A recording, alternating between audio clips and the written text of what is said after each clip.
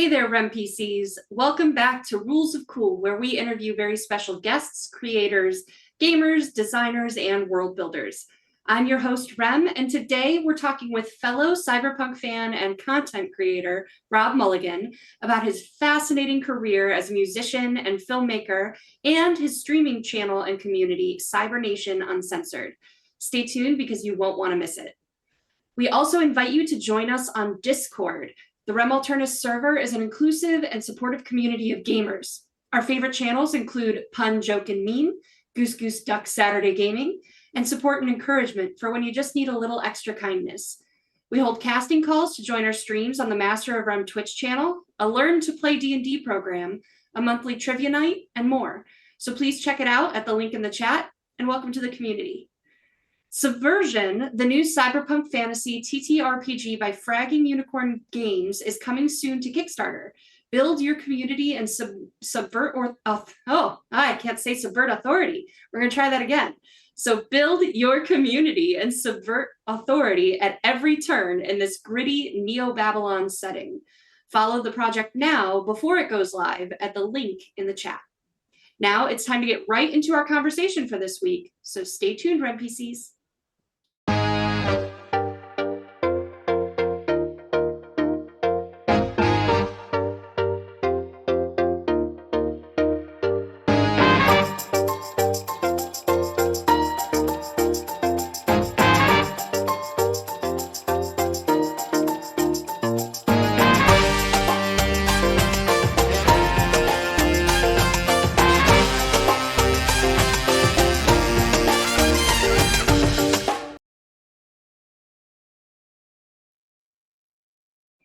Welcome back, everyone. Happy holidays to you. We're right in the middle of them. And welcome to the show to our friend here, Rob Mulligan. How are you? Hey, how you doing? I'm good. How are you? Good. Great. Have you had a good holiday season so far? Oh yeah. Yeah, it's been great. I got to spend it with family and was finally offset. I don't know if you saw the promos. I know we were chatting about that earlier for that Hulu series, but I was doing like 12-hour set days, 5 days a week. The other 2 days were filled with prep and we had travel time. I was putting in like 80 to 100 hours a week. But we finally finished, the week of Christmas. So I was able to kind of have that week to decompress, hang out with family and, do the holidays. So I'm excited about that. That's awesome. Oh, yeah, your schedule periodically seems like you just go wild. So props to you. I'm at that point now where my body reminds me that I'm not 19 and is like, yeah, don't try that. So very big kudos to you for doing some really cool stuff. Now I'm going to start out by asking you my favorite question to ask everyone that comes to the show. What's your history as a gamer? Okay. Well, as a little kid, got into Nintendo and things like that, obviously, like most, and playing a little bit of video game stuff. But then I really got into music and other things. And then it wasn't until later on, I think maybe during middle school or so, a friend of mine turned me on to Advanced Dungeons and Dragons second edition, and I totally was obsessed, dove into that, started playing. That was my first introduction to role-playing games, and I just loved it. It was awesome. So that's kind of where I got hooked. Didn't really get into video games again until like later. Now I do some VR stuff where we even stream some of that. Maybe I'll get into that a little later, but then it was that same friend after doing AD&D for a few years was like, "Oh, have you seen Cyberpunk?" And at the time, Cyberpunk 2020 just came out, and he kind of showed me that, and we dove into that, and I was obsessed. I loved that so much, and that kind of put me down the path of kind of dystopian gameplay and futuristic gameplay and stuff, and not so much into the heavy fantasy side of things. Then there was kind of a big gap. I did some touring, music, film stuff, cannabis industry stuff, entrepreneur things, like just lots of things I got into, life stuff. And then got back into it because of COVID. I always say it's the one good thing that came from the pandemic is being stuck at home all the time and just kind of working online. I got back into gaming a little, found out about the online aspect of being able to play with people streaming through VTTs and such. And that's when I saw Cyberpunk was around. I said, "What's this video game is coming out? That's crazy." I remember that from when I was a kid, the role playing game. And whoa, wait, the Cyberpunk Red. There's a new kind of an upgraded version that carried on in the same lore from 2020, going through and leading into the video game. And so I just dove into Cyberpunk Red, and that's kind of what got me back passionately into it. Started the brand. At the time it was Cyberpunk Uncensored, which evolved into Cyber Nation Uncensored as we expanded gameplay into everything dystopian, sci-fi, futuristic, even a little low fantasy stuff like Shadows of Asterin. But yeah, that's kind of my history of gameplay. Started with AD&D, got into Cyberpunk, and yeah, it was all uphill, downhill, moving forward from there. I don't know how I'd word that, but yeah, just Awesome. obsessed since then. It's interesting. I'm glad you kind of touched on that separation of from fantasy, because that was a big question I had as someone who's like, yes, Lord of the Rings, and then discovered Cyberpunk and was like, yeah, let's smush them. Having someone that has that perspective of like, no, I don't want my food touching on my plate. Right. Which I'm kind of like that. Yeah. Food, So maybe that's the secret. Maybe. So it's interesting to have those two perspectives and those two communities that do separate things. Now you touched on this a little bit in your explanation, but I before we get deep into gaming, which I want to do, you're a musician as well, and so tell us a little bit about your music and your time touring and all of that adventure. Yeah, sure. Well, that's kind of where I got started with everything. I attribute kind of all the things that I've gotten to do over the past decades, getting up there in the age, but in the past decades of my life, getting involved with, the filmmaking, comic book publishing industry, cannabis industry, my marketing company, the different websites I've run from Puff Tough, the Boss Box, FUCR activist organization, everything that I've done, even the streaming stuff. That has kind of given me the gift of gab, has come from music, basically. My music career in touring, kind of being the front man on stage. It all started in the late 90s, early 2000s. Went out on some great tours. We got a record deal kind of later on, but we were kind of known as being unsigned and selling out clubs and really hustling hard. And that's how we got a lot of attention. Got to go out on the Warped Tour, out with Misfits and Ooh. 311, Slipknot, Deftones, like just hundreds of bands all through late 90s, early 2000s, a lot of the touring early 2000s, and then did solo projects, things like that. Shoot forward, like I said, all that stage presence and gift of gab aspect to life that I learned from touring and being the front man and running the band independently, kind of led me into other industries, big time producing when it comes to filmmaking, which also leads into, the published comic book, my other book, just numerous websites and businesses I've started. It just comes from networking and just meeting people and doing things. And it all comes from that music career, which I always say kind of started it all for me. I started playing guitar when I was 10 years old. I was always into sports and stuff like that prior, but then once I got into guitar, it was like I was obsessed with that, and doing music. Don't let your food touch. Once again, it's, right. No. Yeah, exactly. But no, I once I got into that, I loved it. It was so expressive. The same way like role playing games and kind of all the creatives I do, whether in filmmaking or book stuff, it's all kind of therapy to me. It's all about releasing the stress from life and just expressing yourself and just being kind of open like that. And yeah, it all started with music for me. And then I don't do really a lot of touring or anything anymore. In the past years, once I moved to LA about over a decade ago now, I was performing a lot of the cannabis events and things because my wife and I ran shops. I won awards for growing, a bit of a botanist and green thumb. But yeah, I was performing a lot of the cannabis events like Hemp Fest in Vegas and just different things around LA as well. And that was fun. But I'm definitely more into the business side of things, creating stuff, being a producer, like with filmmaking and stuff, as well as some of the artistic side of things with that. But as far as music, I still want to record and kind of maybe do some fun passion project things.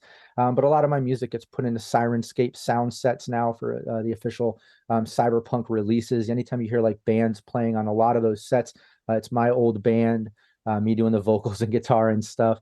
So I still like that and trying to get them into soundtracks and things when I do filmmaking and other stuff, but not so heavily involved with touring or fully into the music industry as much anymore. Okay. Wow. Fascinating. And to have that be part of your life and your story, that's really cool. And that passion that you talk about where it's like creating and in whatever avenue it might be is a release. And I mean, yeah, I talk almost every week about how we're not gamers because we want to I mean, we'd love to make much money, right? But like, it's not here. So Right. we do it because we love it. So that's really great to hear. Now, I want to latch onto the film industry and the producing and stuff like that too. But there was a phrase that came up in your description that you put for yourself on one of the avenues I researched you on, and it's that, oh, I think it's IMDb, that you are also a comic book creator. Tell me about it. Yeah. I created a comic book series called Mulligan. And then also a short-lived one, Bacon versus Clowns, which was more of a wacky story. Just some interesting stories. I created basically the storyline, had some friends help expand on some of that with the writing, had other friends help with the artwork, even had some alternate release artwork covers and complete layouts. Pretty much funded by a Kickstarter started as such, but then I ended up getting a Diamond distribution deal. Diamond is the major distribution company for comic books. They get them out into shops across the country, even worldwide, I believe. They're international distribution. But Wow. I got a deal with them through Romero. No, I think it was Grindhouse Comics that I met through the Romero family. Through filmmaking, George Romero, The Godfather, created Zombies, Night of the Living Dead films, all that. I'm sure everyone's familiar with Night of the Living Dead. But yeah, his family, his son, Cameron Romero, now goes by George since George Sr. has passed. Rest in peace, George. But yeah, Cameron made good friends with him. He got me in touch with this company, Grindhouse Comics, I believe it was at the time. And they're the ones that got me the distribution deal with Diamond. But got that out in the shops, realized real quick that without thousands and thousands of dollars in advertising to buy shelf space, shops across the country aren't necessarily going to pick up and release it, even with the Romero name on it, because it was Romero's Presents Mulligan, because it was kind of like a twist on zombie sort of thing, like mind control stuff. Almost like a cross between Matrix and zombies, zombie take on what happens in Matrix. A little weird sci-fi version, but regardless, we had some places take it up across country. It did decent, but rolled across, I think, to the second and third episode, but we ended up never finishing the full mini series that it was supposed to be. We just didn't have the funding for the advertising to do it big. We were independently released. So, right. But that was my extent with that. Also released I say children's book, but it's kind of like a children's poetry art book for adults. It's a gruesomely dark sort of zombie children's book. It goes through the alphabet, introducing names, presenting it in alphabetical order to present the alphabet, like one of those old school child books, but it's very gruesome and gory and kind of effed up. But that's another thing I kind of did with the Romero name attached to get the whole zombie push with them producing, but got a distribution deal. You can find that on Amazon and Barnes and Noble and in some physical bookstores across the country. But again, with not, a lot of money in advertising, most people aren't going to see it on the front shelf or on the front of a website or for download. You got to search for these things, Yeah, totally. Wow. Yeah. That's cool. We're comic book producers as well. We just released issue 2 of a steampunk fantasy comic book on Kickstarter. So it's really cool to hear awesome. like your perspective and experience with it, which is very similar to ours. So it's you again create because you love. So amazing. Yeah. All right. Now I want to go to film producing. Just tell me everything. Like I follow you on Facebook. For those who don't know, that's how I know Rob. Is just from being a fan and following, and then like seeing all your posts about long days on set and the pictures you release and stuff like that. Just fascinating. So tell us all about it. Yeah, thanks. Um, yeah, I coming out to LA. I was on the East Coast. Before moving to LA, I was in Florida. That's kind of where I started the music career side, touring up the East Coast and then spreading out from there. I mean, we came all the way out here doing shows, recording, met so many cool bands and things. But um, there came a time where I feel like I peaked in Orlando, Florida, and up the East Coast a little bit as an independent artist. And what I was doing with my business is a marketing company I started at the time.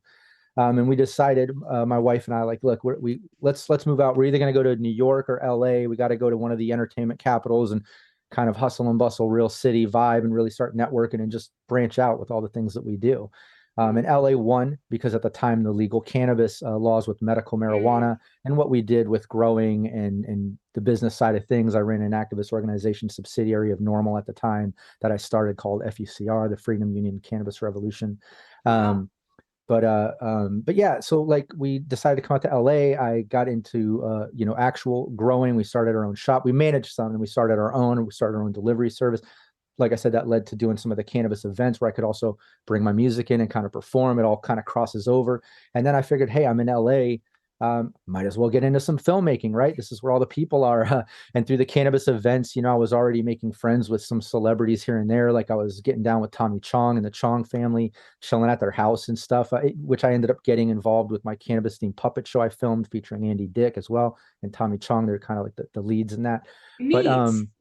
but yeah, I just started getting into filmmaking because I was in LA. And I was a big fan of Trauma Entertainment, if you're familiar with Lloyd Kaufman and the Toxic Mhm. Avenger and all that stuff. So I was very familiar with Make Your Own Damn Movie series that he puts out. So I knew kind of how to do it. I didn't go to official film school or anything. So I just kind of, again, used my gift of gab, ability to kind of just network into different scenes and scenarios and just did it, going out. I was doing events at the time as well, did big freeze mob downtown. Got over 500,000 views for that. I was running the marketing. Like I said, I ran a marketing company that I started for my own band that evolved into other things, but I was running the marketing for LA Exchange, downtown LA, a big mega nightclub. Cool. So anyways, I branched out through that, meeting different filmmakers and things, ended up getting to kind of do little production design, artistic sort of things on set, things I could handle. And again, the way I got into that, I learned this great piece of advice that kind of came from Cam Romero on like the first day moving to LA. It was like, look, um, you seem to be able to get involved with so many things, like because he saw the sponsors I was getting through the touring and then getting into the cannabis industry and winning awards and doing the things I was doing with the events. And he said, man, LA is definitely the place for you. Like, just keep in mind, like, you can do anything you want. Just make sure your ass can cash the checks your mouth writes and you'll be good to go. And I just kind of took that to heart. And I was like, man, I'm gonna go for everything and anything I want. I'm already an intense go-getter. I barely relax. I just constantly have to creatively output and do things. If I'm interested in something, I dive in. And so I was like, man, I'm gonna get into some filmmaking while I'm out here. And the second, like, different gigs came up, like, hey, you want to do this or this position? I'm just like, yeah, I've got experience. Let's do it. Then I get off the phone. I'm like Googling, like, okay, now how do I do this? Yeah. So I'm like learning as I go and then just getting the experience on set and then just building and networking. And now, I'm getting hired for nice big pro sets and things. I've done my own productions. Like when I do my own, I typically will produce, direct, I get involved. But when I get hired on other ones, I'm either, assistant directing, like first AD, it's called, or I lead the art department. I'm usually art department lead. So I'll be in charge of like production design, which is the whole look of the set and different scenes and props and stuff. I'll run either prop making or a prop master or set dresser. Usually it's my wife or I was able to bring Raven, one of our Cybernation Uncensored GMs, on this last set that we were doing for that Hulu series. So yeah, I just totally got into filmmaking because I was in LA. I loved, horror and trauma, and I was like, man, I'm make your own damn movie, Lloyd always says, and I learned about it, so I'm gonna give it a shot, and just went for That's it. awesome. Congratulations. That's I've been looking forward to this. I know Thursdays is when Rob usually streams the Sirenscape Oh yeah. series, and I'm sure we'll be talking about that in a little bit too. But I've been very excited to have Rob on the show and just like I'll feed you some questions, but really I'm just gonna like sit here and listen and really just enjoy the conversation. So um, this is probably I had to add it. Like I thought about not adding it but I had to add it. I feel like this is a super dumb question, but one you probably get asked all the time, and so I have to cover it. What's it like working on set? Like what it like the Oh, yeah. long days, but Oh, the yeah. adrenaline and the passion and the excitement. Like tell us your experience. Well, that's it. You just kind of nailed it. It's they're not what you expect. It's a lot of work and repetitive stuff because you're running scenes, and then you got to get all the coverage and angles, your wides, your inserts. It's a lot of, like, it's not fun like you're watching the show. In fact, like when you do a film, a lot of times, like, you're barely following, other than getting to read the script, you're barely following what's up, because on a shoot day you might be shooting this scene from that episode or this scene from that episode, then you go into this from that one, so it doesn't gel as you go, but you're making use of the scenes that you're in with the right camera angles before it all moves. And so it's a bit of work that is less entertaining than most would think. But if you have a passion for it, like I do, man, those days fly by. They're 12-hour days. First off, it's not like a normal 8-hour work day. The industry standard is 12-hour days. But you get paid well. You get good day rates typically, even on independent films, let alone major distributed films. So the money's really good. The hookups are great. So it's worth sacrificing the sleep, getting the bags under the eyes, and really hustling it out, because it is a lot of work, and you're on your feet all day pretty much. I mean, every single department is hustling, and like I said, it's long days. So it is tedious work, and it's, like I said, not all Hollywood flash and fun like people might think or whatever. But it's interlaced with stuff like that, because you end up meeting cool celebrities that are in scenes or hired for the production. You end up meeting other people that have worked on awesome sets, and then you end up getting to work with them maybe on something else when they refer you, or it's just a big networking pool of creative, like, hustling people, the people that you want to be around, people that aren't you know lazy, and there are people that are hustling 12 hours a day in the creative industry of filmmaking, and everyone's got crazy stories, and, like, it's just a lot of fun on that aspect. So in between all the work and paying attention and watching the monitors and doing what you have to do, there is downtime in between scenes and certain things for different departments, and you get to kind of have fun too. And then at the end of the day, it's awesome to be part of those things, and then see the film on the big screen, or even distributed on Tubi, Amazon, or any of the streaming platforms, or on Hulu, like this current series I'm doing, and see your name in the credits. That's really exciting. Or win awards for your department, or things that you do, whether it be a short or series or film.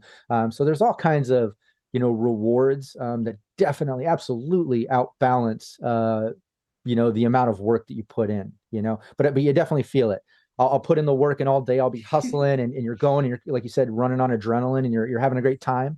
And like me and my wife always say, because we're usually working together, is don't sit down. Like all day we just hustle, and you don't sit down, because the second you sit down, your feet, your back, everything, you're like, oh shit, yeah, that's right. I've been hustling for hours. Like I haven't relaxed once, but you're just kind of running on excitement. So the second you get home, it's like you decompress. You're once you're down, you're down. Yeah. But Wow. but yeah, it's so much fun, and so many. It's so rewarding, and I can't. I have a hard time just doing normal 9 to 5 stuff. I'm Yeah. hypomanic, and I'm just a creative. And I just constantly have to move forward and keep myself busy. So like it's perfect for me. I love it. Great. That's so awesome to hear. Uh, how fun. All right, all right. We're almost at 8:30 already on Eastern time here, or 7:30. I haven't changed my clocks apparently. But so I want to make sure that we have plenty of time to talk about gaming and streaming and stuff like that. So tell us about Cybernation Uncensored. Let's start there. Yeah. Well, it started, well, a few years ago now, as Cyberpunk Uncensored, because, like I said, it was kind of fueled by my passion for the cyberpunk genre, which expanded into Cybernation Uncensored, kind of encompassing everything, dystopian future sci-fi, and even some low fantasy stuff.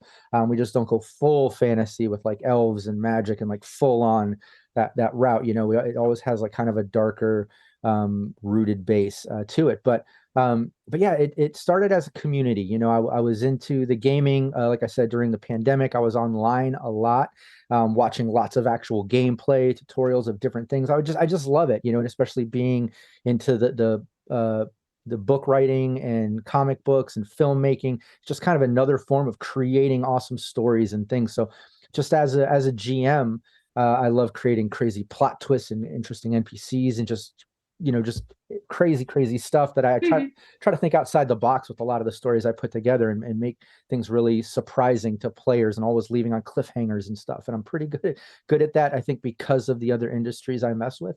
But ultimately, the brand started because I was like, watching all these other people do it, and I was doing it at the time with friends at home. We saw how online it was exploding through the pandemic, and I was like, man, why don't I get into this? I love this stuff. I'm passionate about it. It'd be fun to do. So I kind of started with Cyberpunk and doing the tutorials. And when I started it, I didn't want to be just GM Rob Mulligan. It was always about creating a community. And I didn't want it to be censored in the sense of the game style, like it was going to be very cyberpunk, dystopian focused. But at the time, even with that focus, I didn't want to be gatekeeping, like, oh, only if you're into 2020 crunch and red's not enough. And oh, the video game, oh, it didn't come out on time, or it came out but had these glitches, but then it got good. And like, I didn't want to be negative on some and positive on others, and then kind of find my one niche that I like and make it just that. I wanted it to be an uncensored community for anything and everything cyberpunk, which evolved into now, like I described, Cyber Nation Uncensored, still uncensored in that aspect, but not uncensored in the aggressive cussing, or obviously we don't tolerate any bigotry or any of those messed up triggering aspects to what can come with being online. And if you've watched any of our session zeros, which I always stream session zeros, we cover all that. But that's kind of where the Cyber Nation Cyberpunk, then into Cyber Nation Uncensored community came from and evolved into. Was I wanted to create a community of streaming that would be very gameplay focused, very dystopian, now evolving into what we're doing, but now even more so into a channel that you can tune in. We have so many shows that aren't even just gameplay. This coming year, lots more GMs and games coming, just like we've been expanding over the past couple months with all kinds of new GMs and games. But this coming year, even more shows and things. I've partnered with different streamers like Brandon Perkins from my Sirenscape stream, and Rockette Fox from that same stream, who have played on different games that we've done, but now they're officially producers as part of the brand. We've been expanding with promotion managers. We're looking for a new community manager. There's other positions we're trying to fill, a production manager. So just all kinds of stuff, to where 2023, we're going to have a stream pretty much every day of the week, sometimes a couple times throughout the day, and all kinds of shows, gameplays, interviews, review stuff. The monthly Weird with Rockette Fox is one of my favorites right now. All kinds of crazy topics she covers every month. But then also video game stuff. I'm bringing back Virtual Reality Live, which was a brand me and my wife started a while back. Bringing that back, where we're going to stream also virtual reality content and things. So yeah, it's kind of started as a community in that sort of niche of cyberpunk, evolved within the focus of that, but then into even a bigger brand, almost like a channel for like nerd geek culture, gaming stuff, everything I'm passionate about, and then some. Awesome. Oh, that's so exciting. You mentioned new content coming soon. What are some of those new RPGs that you're going to be jumping into? Yeah, we're if anybody has been following, I've obviously been doing lots of Cyberpunk Red. I've got Team Nevermore every Saturday, Team Veritas on like the second and last Wednesday of every month. And then Sirenscape every Thursday, which everyone make sure you follow Sirenscape on Twitch. We stream live every Thursday there, starting again January 5th. So excited about that team and stream. That plot twist has been absolutely crazy. The past couple campaigns didn't even happen. They were in a brain dance. So crazy. But yeah, lots of Cyberpunk Red. That's going to continue. I'm going to kind of fine tune it to Sirenscape and Team Nevermore, which is also going to evolve into covering these other games like Homeworld, Death in Space, Cyborg. I'm very excited to get into Cyborg. It's so dystopian and crazy. I've been kind of checking out that book, and it's nuts.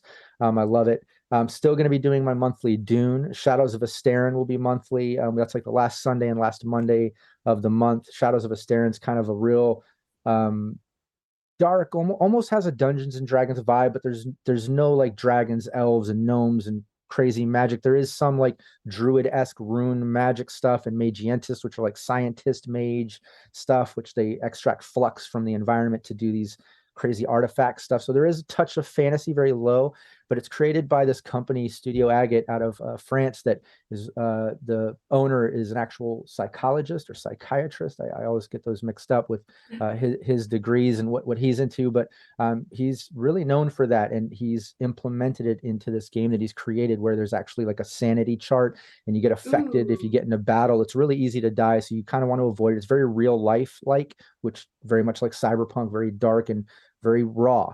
But yeah, there's a whole chart where, like, if you see messed up things happen, just like in Cyberpunk, you lose humanity points and empathy. It affects your empathy and stuff, getting into cyber psychosis. This, you get like sanity points, which start giving you conditions, and you have pre-built in conditions that you might implement. And I track those points separate than the players, so I can kind of implement things like hallucinations that they might think is real at the time. And it's really dark and really twisted. I'm excited to get into it. What's It's a this one horror. called?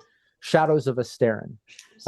Yeah, very cool. But that's what I'm going to keep going. But yeah, Blade Runner. I'm trying to think of what other games. I actually have a bunch of the books here. Oh, getting back into Fallout as well. I'm excited to get that back going. Acton Cthulhu. A few others. Agatha Christie's Death on Cards. And Rest in Pieces, or Rest in Peace. Some of these games put out by the same company that did Chew. I'm going to do some in-person gameplay because some of these games are kind of less leaning towards doing them online. You kind of need to be in person to do some of these games. So I'm going to start up a series of that, as well as Team Veritas evolving into a monthly run by the Fixer, played by my wife, to kind of cycle in the Patreon supporters that we have to be able to do streamed gameplay monthly as well. So awesome. Tons of gameplay shows, all kinds of stuff. And that's just the game stuff. There's also lots of review shows and interviews. The GM Roundtable's coming back. My GM Tips series is coming back. I'm doing a deep dive series on all these new games, as well as a tutorial series on Shadows of Asterin and other games as well. So tons of stuff.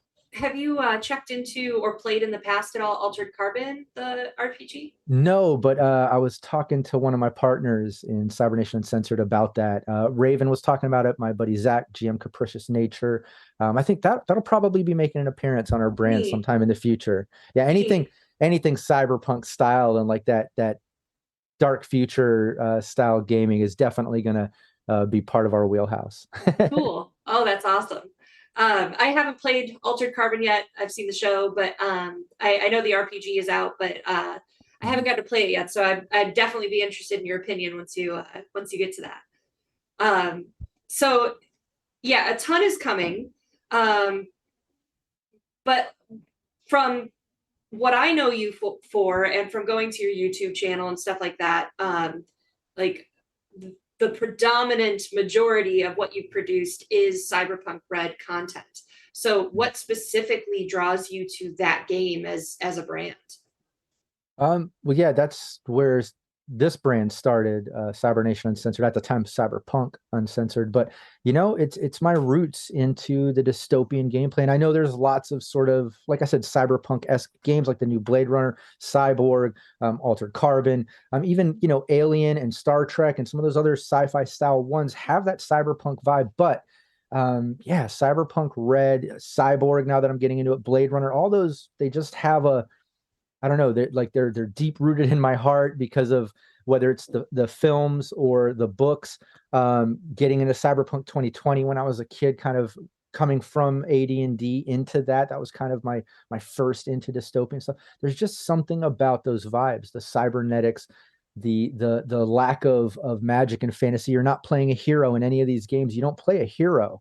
Even when you have an edge runner team, like you're not heroes. You're trying to survive and just make enough money to buy your crappy food and pay your crappy coffin motel room or wherever you're living at the time, just to get by and hopefully build up enough money to start your own business or team, or make enough to like buy a vehicle. And it's very dystopian and gritty and dark, and it allows for just crazy moments where you're not necessarily a hero, but you're pulling hero things just to survive and do a gig.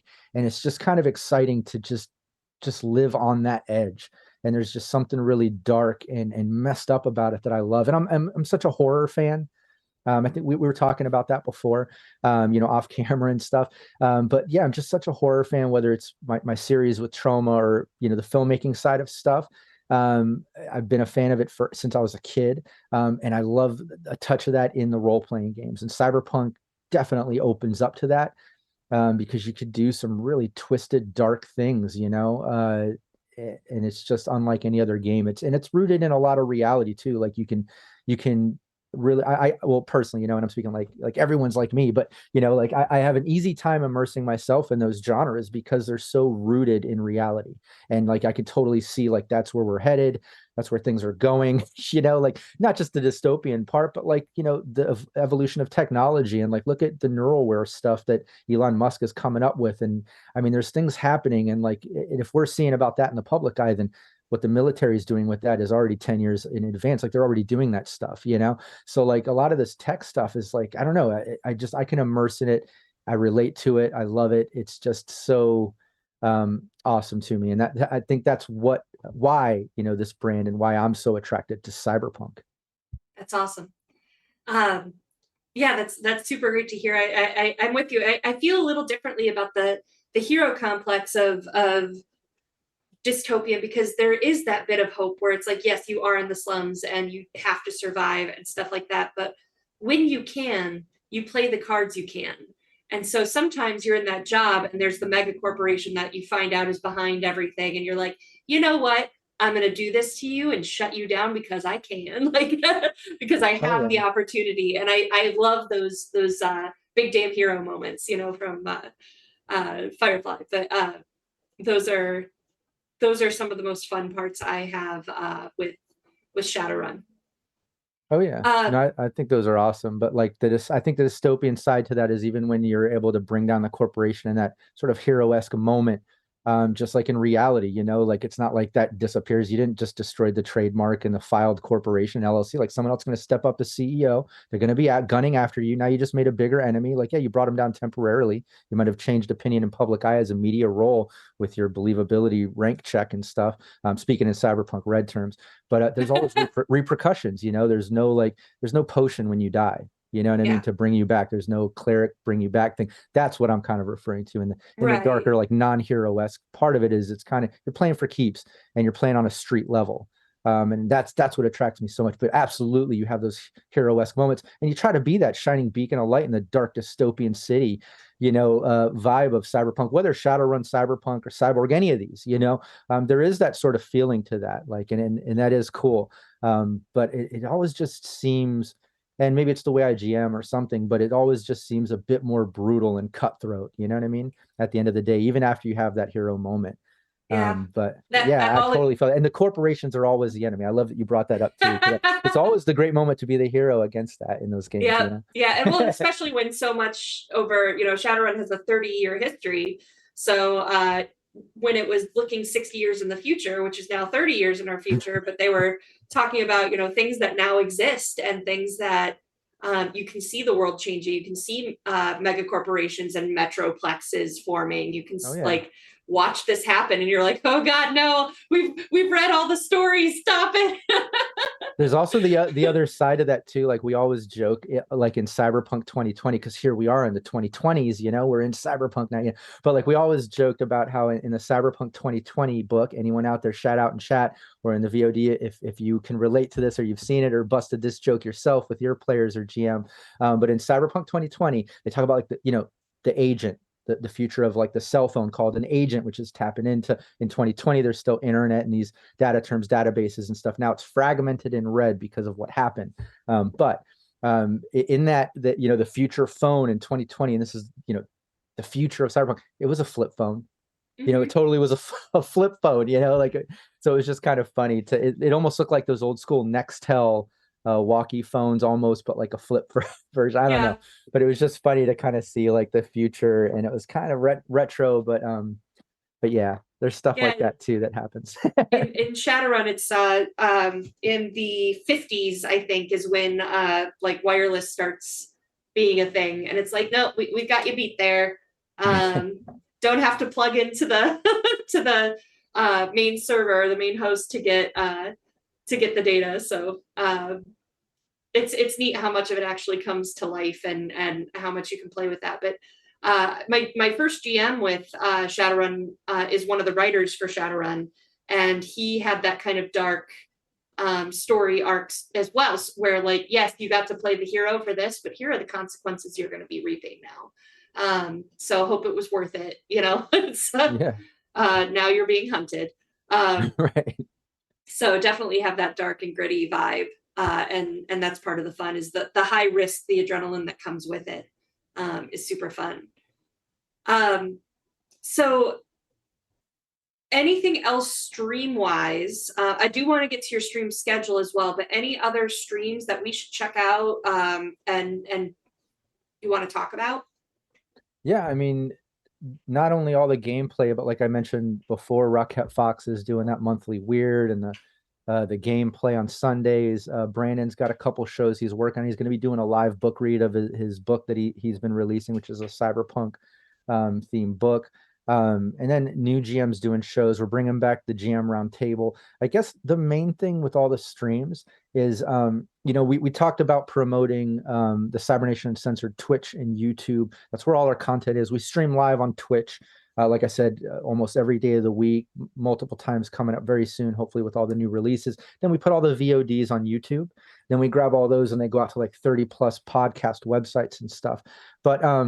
But ultimately, if anybody is into Discord, or Facebook or Twitter, obviously you can follow us. You can find us on all social media sites and kind of see our updates and keep in touch with what we're doing. But if you're part of our Discord, that seems to be our most active spot for the community.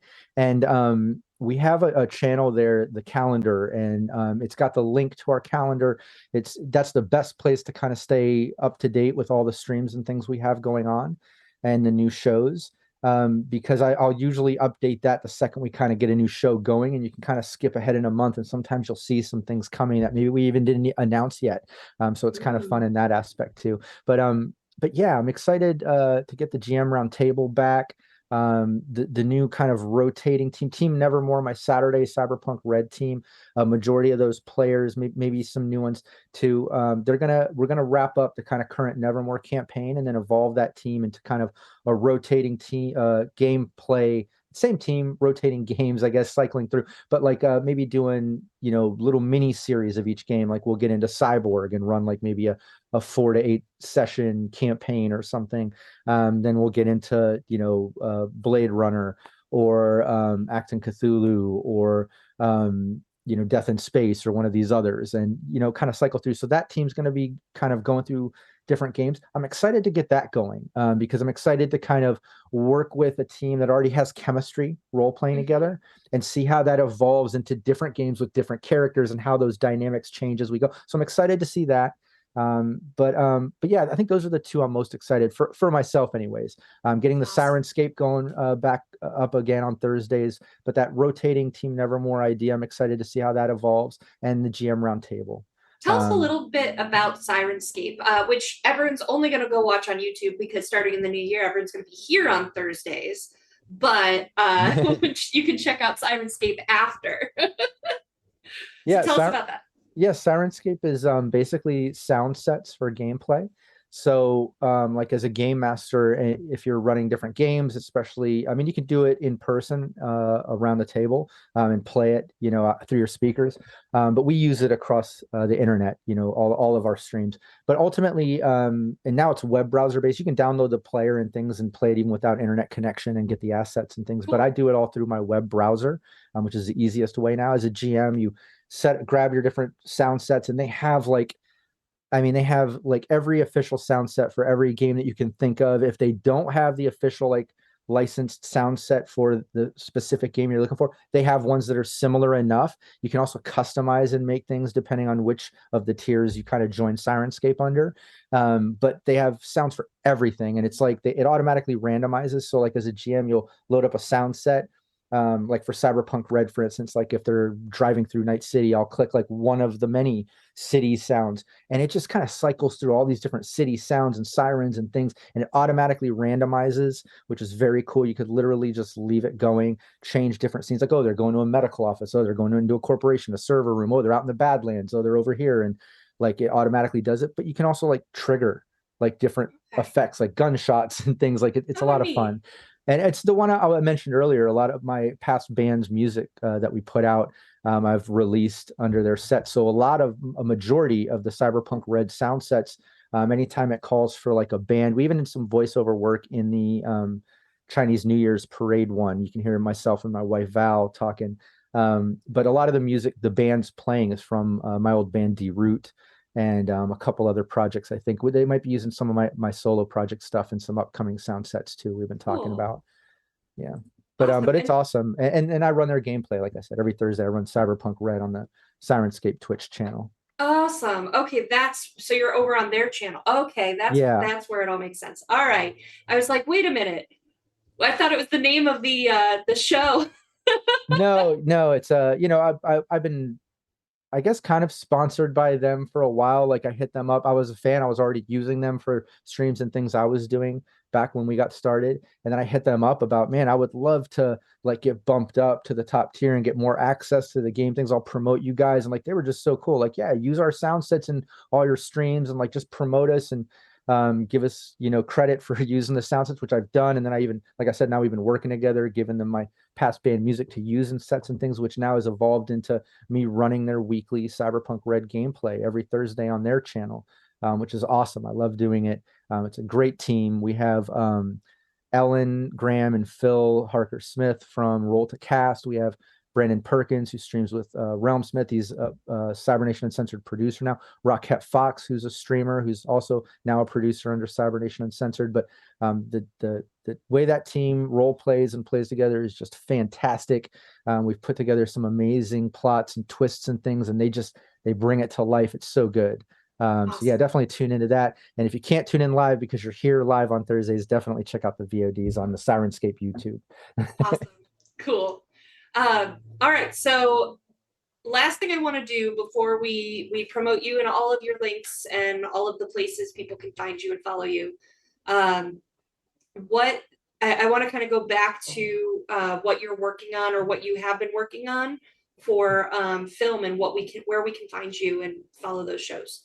Yeah, definitely. I have a monster series called Mulligan's Monsters on Troma. Troma now is their streaming platform. I have and that's kind of ongoing. I brought in other filmmakers to make episodes and stuff. So anybody out there that's a filmmaker, it could be indie, no budget, low budget, big budget, whatever. You want to make an episode, hit me up. Let's talk about it. But aside from that, I've got my very first film, Halitosis: The Legend of Stankmouth, is on Amazon and Tubi. I've got All for Gods coming out this coming year, which is a real grindhouse gore. We have like 20 plus kills in it, some crazy stuff going on in that film. That's not going to be for everyone. And then I've got a documentary that I've been working on. It was going to be a docu-series, but it's kind of evolved into a much bigger thing that needs to kind of stand alone. I started filming it at Gen Con actually, with different gaming company CEOs and owners and stuff, and then doing some online stuff. It's called it's like D&D, but ... And it's about all the other games out there like Cyberpunk, Death in Space, Cyborg, just all these games. I have Evil Genius games on there. Doing an interview, Chris from Modifius, obviously, just all these game companies. And anybody out there, again, let me know in the comments. I'm sure you can relate to this because I go through this all the time when I tell people when even meeting people on film. This just happened the other week. Someone's like, "Oh, that shirt," because I was wearing the same shirt on set one of the days. And is that like Cyberpunk? I see it's kind of like a glitched out version of that logo. And I told them all about it. And yeah, we play Cyberpunk, the role playing game though. Oh, so that's like the video game, or what's that? What is Cyberpunk, the role playing game? I was like, well, it's like Dungeons and Dragons, but ... It's like Dungeons and Dragons, but set in the dark future. It's a dystopian cybernetics. That's always how it is. When you're into these other games, the 9 times out of 10, you're going to relate it to Dungeons and Dragons, the godfather of role-playing games, the one everyone knows, and instantly, oh, it's like that. Okay, so it's like D&D, but that style. So that's what the documentary is. That's the title. It's like D&D, but ... And I'm interviewing a bunch of different game creators and people talking about their system, their game, where they got started and how they got into it. Gets a little personal, but then them to showcase their games ultimately is what the documentary is for. Awesome. So that's kind of the main one that's coming out. That and All for Gods will be out soon. And then I'm working on other projects. That Hulu series Paramount Plus for international distribution. That was Everyone is Doing Great. You can watch series 1 on Hulu right now. And we just filmed the second series of that. Cool. And if you're international and don't have Hulu, where is it? Paramount Plus. Paramount Plus. Okay. Awesome. Well, thank you so much. And thank you for all of your energy, your copious amounts of energy, because you don't sit down. And thank you for sharing your whole career and adventures and passions and everything else with us. It's a pleasure talking to you, and really glad that you could make it with us, because Sirenscape was off. And yeah. No, thanks. And vice versa. Thanks so much for having me. Like you just said, we've been talking a while, and we're in the same realm of role-playing games. We run brands and communities, and you've always been awesome to chat with about things, but we've never been able to, kind of cross it. You came on the brand with us for that Kickstarter release, and I was able to have you on a little bit, and that was fun. It was great. But like you said, with running Sirenscape on Thursdays, I could never really fit into the interview thing until we had some downtime, and I wouldn't have been able to do it if it wasn't for the current film project ending a little early. The one I said kind of ended right in time for us to kind of have our Christmas, and now we're off. We have a couple pickup dates at the beginning, right after New Year's, but now we're off for the rest of the year. So it totally worked out. The stars aligned. We were able to stream together and do this. So thank you for having me on. And I know you had to shift some things to make it work too. So I'm really appreciative of that. Of course, really that. Worth it. Well, thank you again. And I'm excited to continue to talk and work with you, and everyone else. Don't go anywhere, because we will be right back.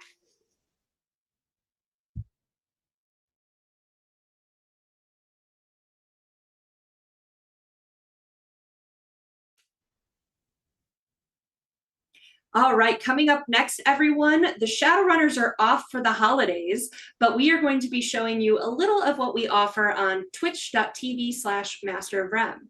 On Saturday mornings, we air D&D Episodicals Campaign 4, which features Descent into Avernus. They start with the Baldur's Gate adventure, which you'll be seeing tonight, part of tonight.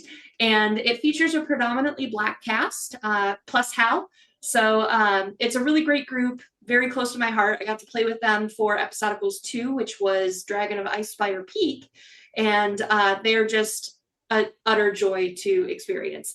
So this is the pilot episode of D&D Episodicals 4. We hope that you really enjoy it, and you can find more over at our YouTube channel, which we will drop the link in the chat for.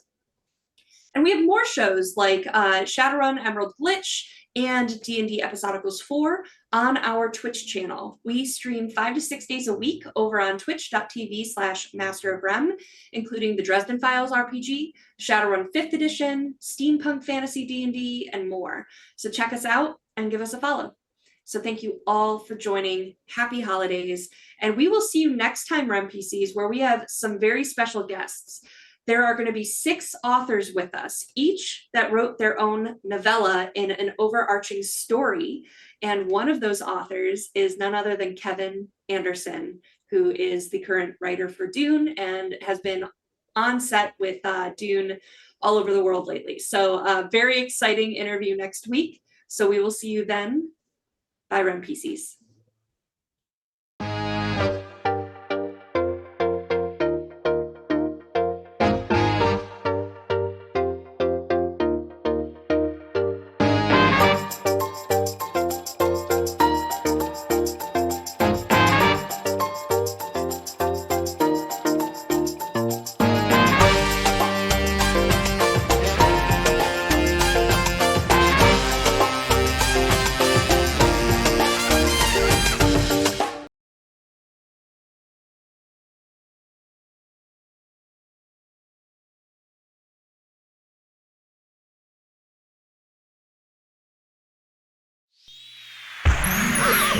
Yeah!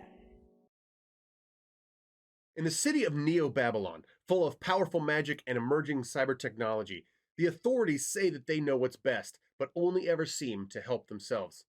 That's where you come in. If the powerful won't help, you'll just have to get things done on your own. Hey folks, I'm Opti, the founder of Fragging Unicorns Games and creator of the Subversion RPG. In Subversion, you and your friends play as envoys, representatives of your communities taking direct action to serve and save the people around you. But there's a catch. Both characters and communities have values that are important to them. Trying to subvert an oppressive world around you while also holding true to those values isn't an easy task. Neo-Babylon is a world much like our own, but where magic and wondrous things have always existed, and the ancient Babylonian Empire was the first to wield that magic to conquer and assimilate their enemies. Now, in Neo-Babylon, communities struggle against oppressive arcane elites, faceless corporate masters, and all kinds of authorities that have boots aimed at their necks. So if you want to play a game where you can encounter wondrous creatures, breach computer systems, bend magic to your will, search out lost civilizations, steal from the rich, and give to the poor, Subversion might be for you. But if you're looking for a game where your values truly matter and building up your community is just as important as destroying unjust systems of control, Subversion is absolutely for you.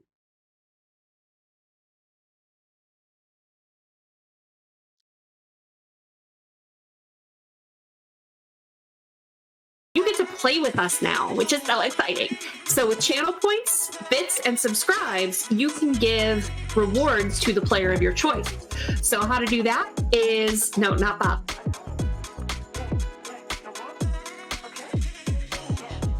Channel points, I believe it is 500 points, gets you NERPs, which is +3 to any dice roll to the player of your choice. For 1,000 channel points, you can do a point of edge to any player. And for 2,500 channel points, you can do 4 edge to the player of your choice. Now for bits, for 100 bits, that's $1. You can do the NERPs. For 200 bits, that's $2. You can do the point of edge. Or for 500 bits, that's $5. Get 4 edge to give to the player of your choice. And finally, again, the subs, if you subscribe, you can give 4 edge to any player.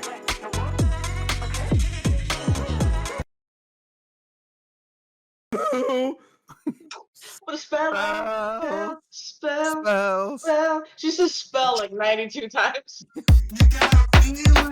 Spell, spell, spell, spell, spell, spell, spell, spell, spell, spell, spell, spell, spell, spell, spell, spell, spell, spell,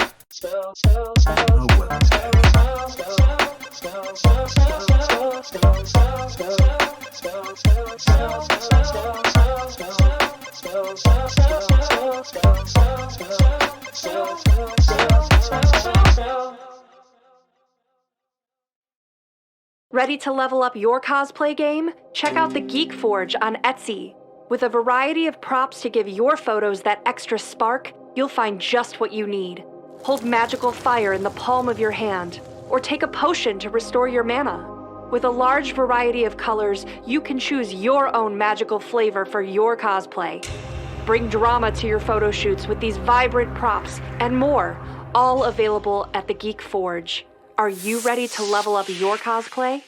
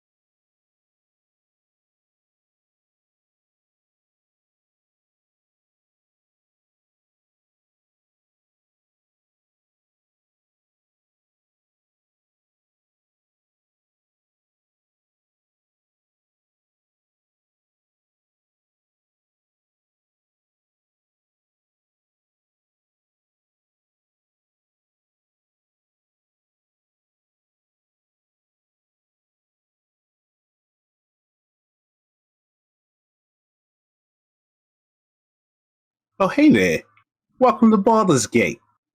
You know, some say it's a veritable nest of rats and vipers clinging to the edge of a cliff on the Chiantar, but I like to call it home.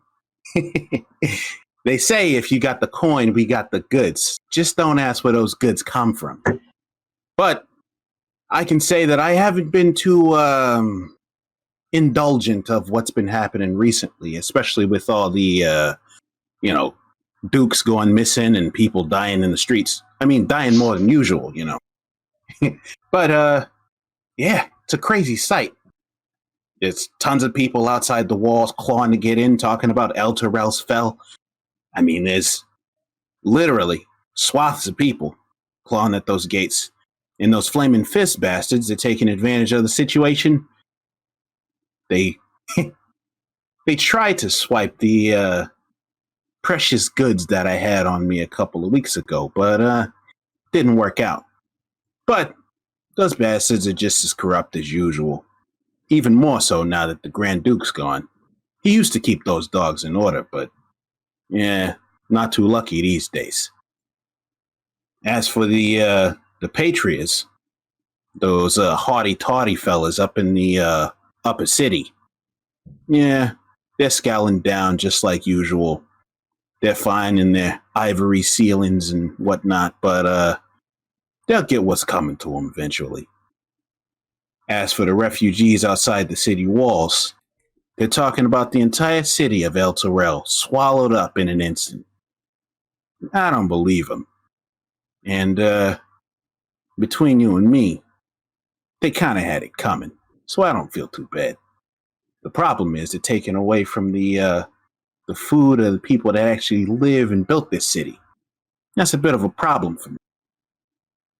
As we're getting down to it, there's dozens of Flaming Fist soldiers trying to keep control. Angry mobs, you know, the usual. But a little bit worse off. As for that Captain Zaj, that asshole, I'm telling you, he's gunning for a promotion.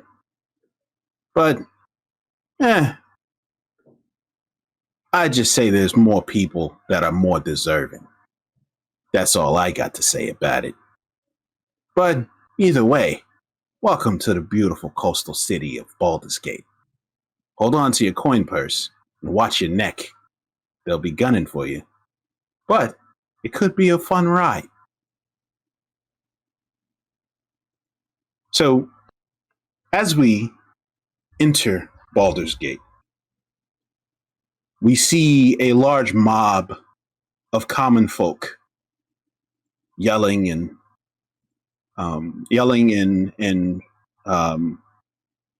resisting the Flaming Fist, a mercenary group who have been paid to keep things in order. Things have been kind of wild since the Grand Duke has gone missing about 10 days ago, as the refugees claw at the gate and try to get in. The protests inside the city have increased now that the Flaming Fist's hands are busy with trying to keep order between the refugees and the locals. As the commoners are trying to leave the city,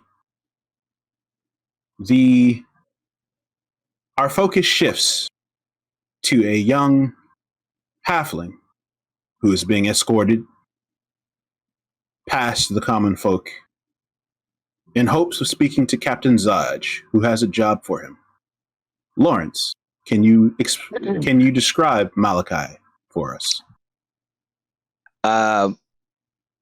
You see a somewhat tired halfling, brown skin, sides shaved, but mostly long, semi-long hair, dreadlocked halfling. He carries a bow and a sword on his side, and he has a backpack. He looks tired, a little haggard. He just got done finishing up another job when he was stopped by the Flaming Fist. You can imagine, like, if your boss stopped you to do some overtime. That's probably how he looks. Like Yeah. this these people. This motherfucker. Right. Right. These motherfuckers. And so he has a it's not a off-putting disposition. He just has I'm tired, y'all. Like, Yeah. and he's just going along, and he's going along with it. All right. So as Malachi is going along with this guard, you eventually meet the man that was described to you as Captain Zaj. Zaj was the man who wanted to see you as the Flaming Fists grunts grabbed you to come and meet them. He's currently surrounded by 6 other Flaming Fist soldiers that seem to be of a higher rank than the guards that came to get you. He has kind of a gruff demeanor, and you can see that there is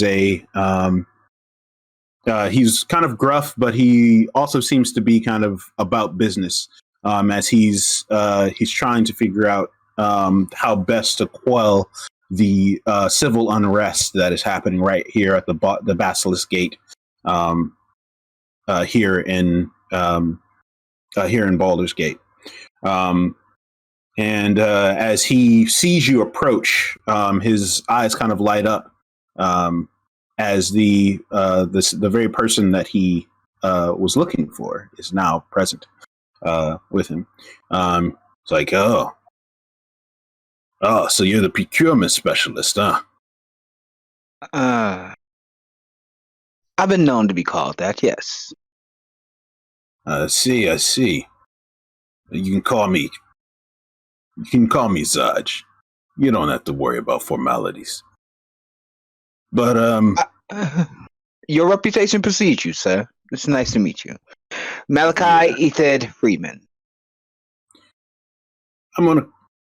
Can I call you Mal? People call me Mal. Some people call me Method Man. That's just how this works. I see. I like it. Well, Mal, Method, if you would. I got a bit of a problem here. As you can see, our hands are full.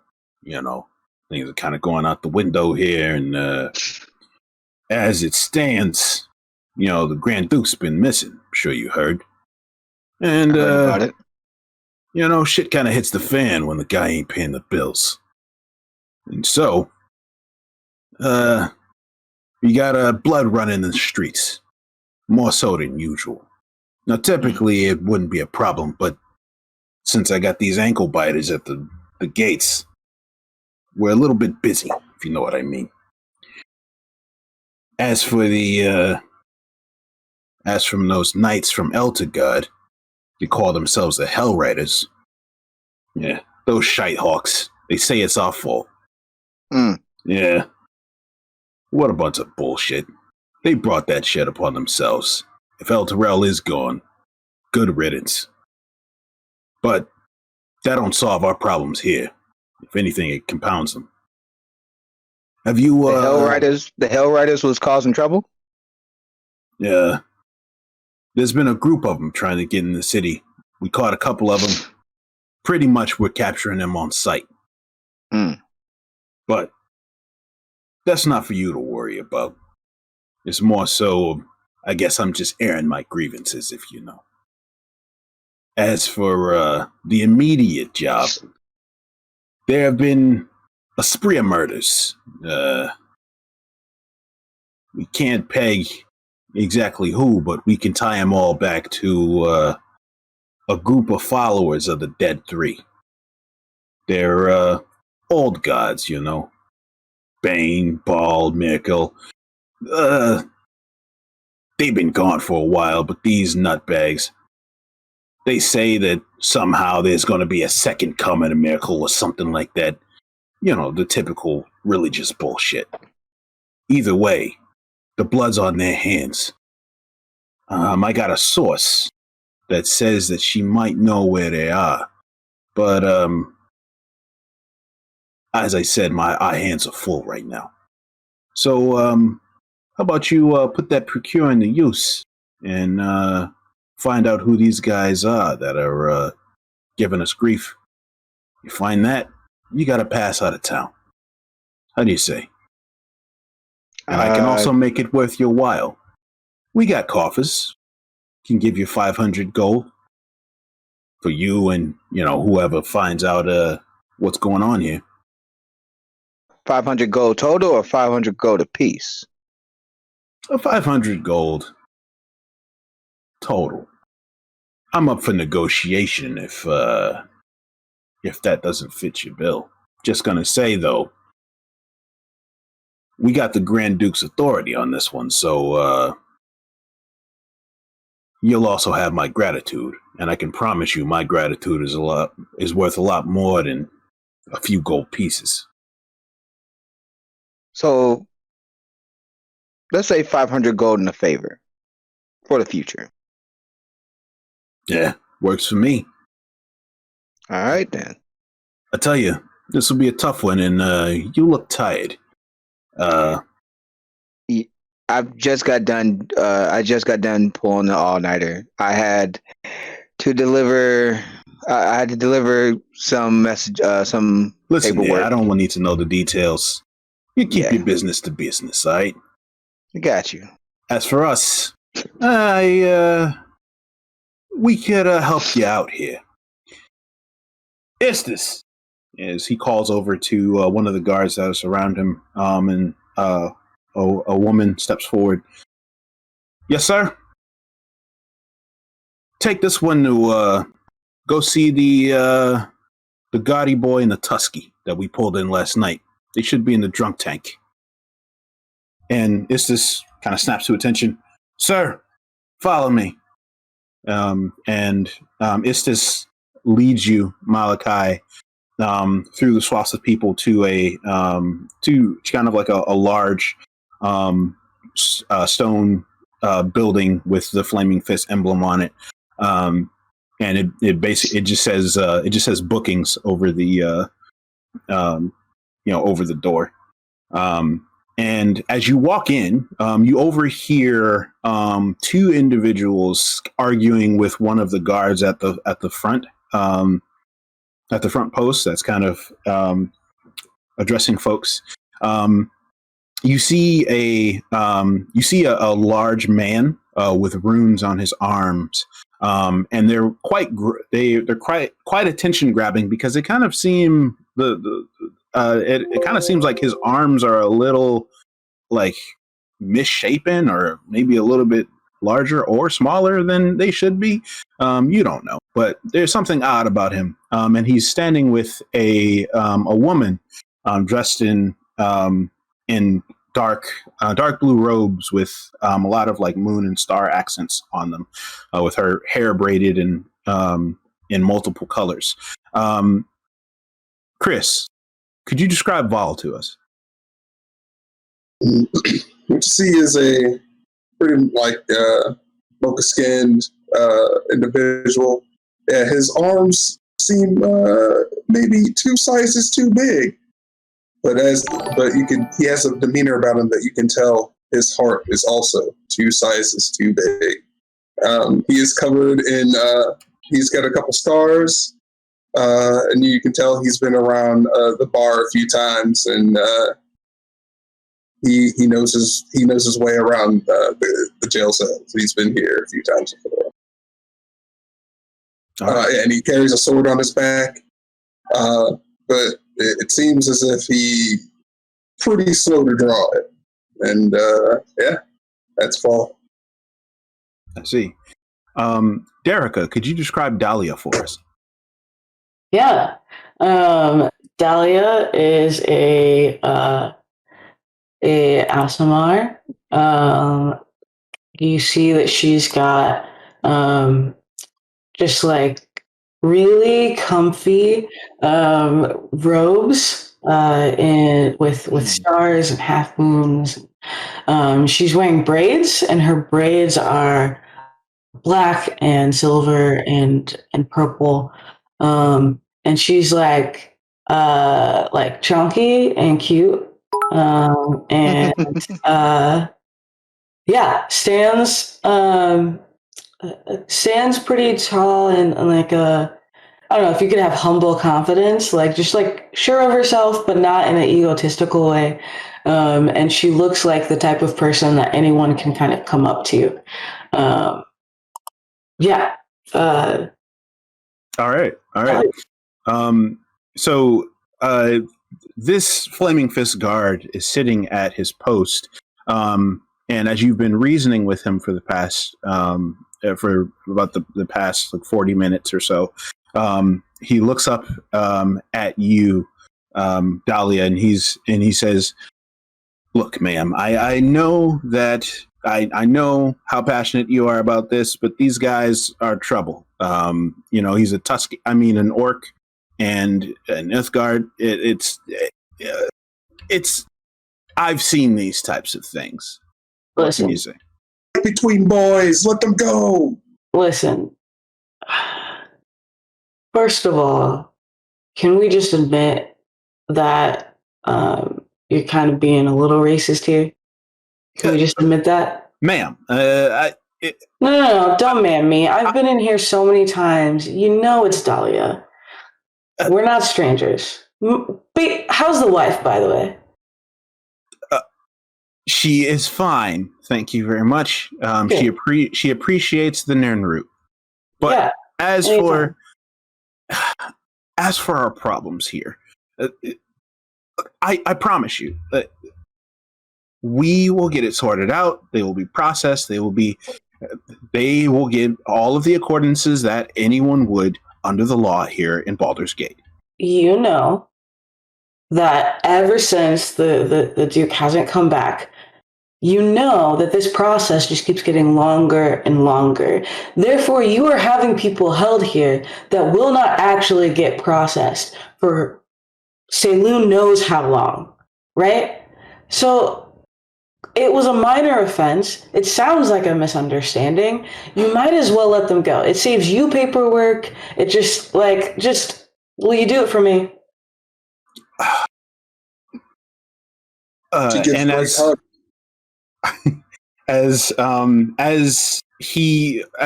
guard is sitting there kind of like pondering for a sec, he looks up and he sees Erstus coming with Malachi approaching the desk, and Erstus walks up and says, "All right, so you've got the Uthgard guy and the orc, right? Zod said that they should be out. They're coming with this guy. They made bail. Awesome. So they're coming with me. So you witnessed this exchange. Okay. You haven't addressed them yet. So Val and Dahlia, the same the two that you're petitioning to get out, they are the ones mentioned here. They are the ones mentioned by this woman who just approached. Okay. They'll be with us, and I turn back to the guard I'm talking to. Sorry, I didn't catch his name. Do I know? I obviously know his name, but Derek doesn't know his name. His name is Rennick. Rennick.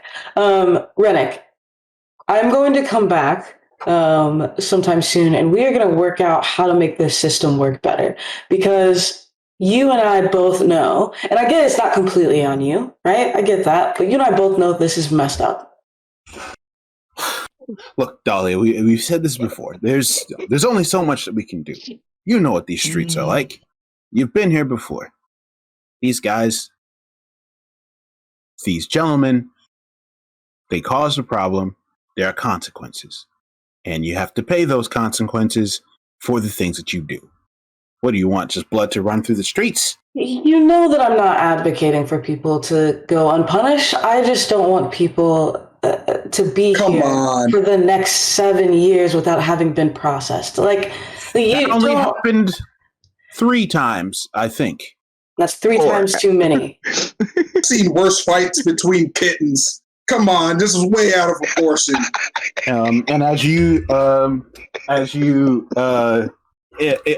at this, Rennick just kind of like closes the booking the booking journal in front of him. And he's just like, "Well, they're getting out anyway. So, does that work for you?" It does. It quite does. But I just don't be surprised when I show up again. And he just kind of like rolls his eyes and he sighs. And he reaches for the keys and hands them to Erstus. And Erstus looks at you both, and she's like, "Yeah, so what's your business with them?"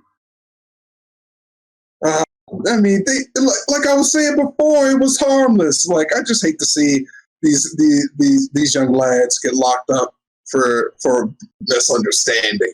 Come on, man. Misunderstanding. Yeah, sure. Yeah, they almost knocked each other out. Almost took the bow with them. Well, I mean, I've been knocked out here or there. Isn't that right, Dolly? Slaps her on the shoulder. And he looks at she looks at Dolly, and she's like, "Yeah, Moon Whisperer, Moon Wander. What's yeah, Dahlia, right?" Yeah. Yeah. Moon Wander, really. Hey, I just heard about you. All right, I haven't met before. My name's Erstus. Nice to meet you. We Nice to meet appreciate you the as well. service that you do in Saloon's name here in the city. My pleasure. Very my much pleasure. appreciated. But the two that we're letting go, they're going with this guy, and she points to Malachi next to him. yeah, the short 3 foot and a half person. So Hello. Hello. Do you know these two? No idea. But they're going with you. You paid their bail. The captain did. Okay. You know what? It's none of my business. Don't ask if you don't want to know. Yep. curious? Hey, let me buy a drink. And as she guides you all back to the holding cells, there are numerous people in these cells. There are about 6 kind of medium-sized cells, and there are about 6 or 7 people in each of them. And until you get to the very last one on the right, in this room, and you just see this rather large, kind of bulky, well-built Uthgard man sitting on the floor of the cell, and you see a tan-skinned orc kind of holding the bars and kind of glaring out. Hal, can you describe Johan for us? Okay, so yeah, Johan is a human of the Uthgard ethnicity. Those are the basically the barbarians from the very far north that live in the ice and snow and whatnot.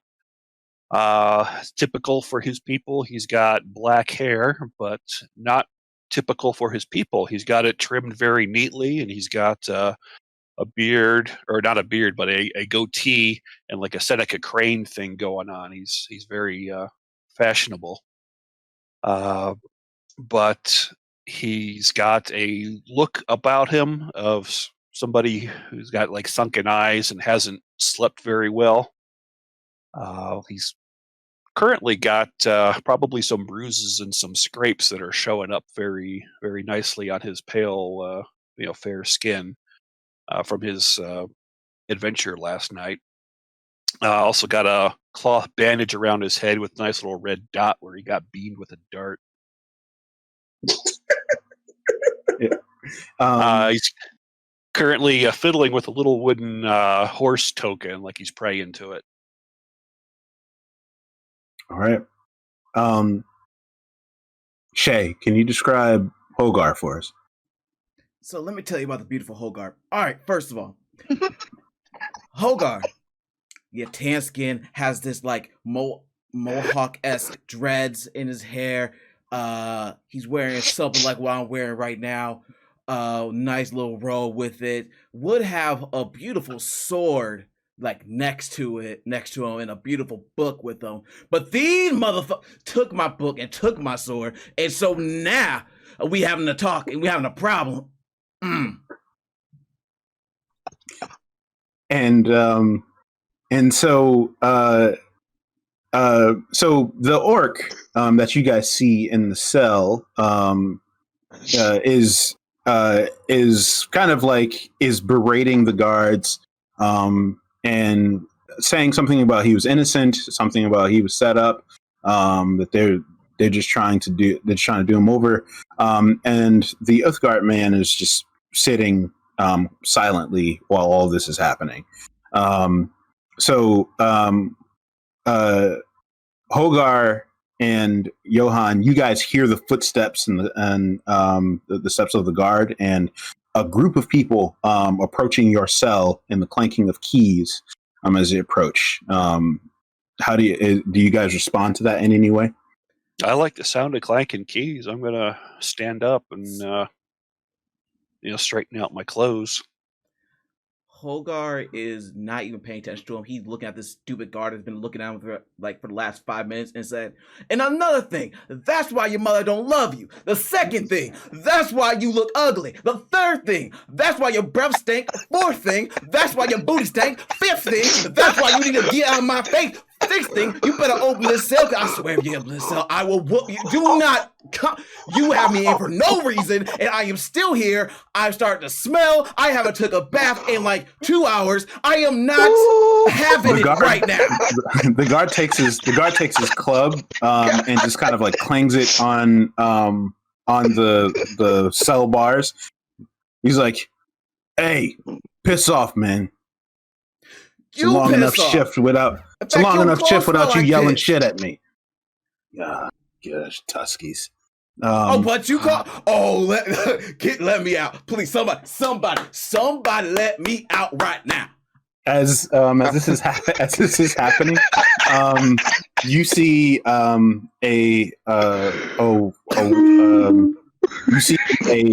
this tall, stout, resolute, flaming fist guard woman come with keys, and she is accompanied by a halfling and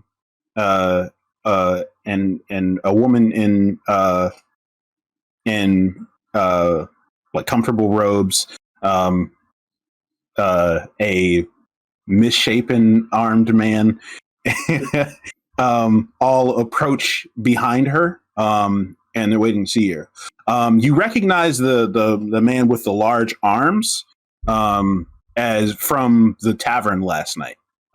You do recognize, and you recall him trying to kind of like calm the guards, like kind of tried to get them off your case.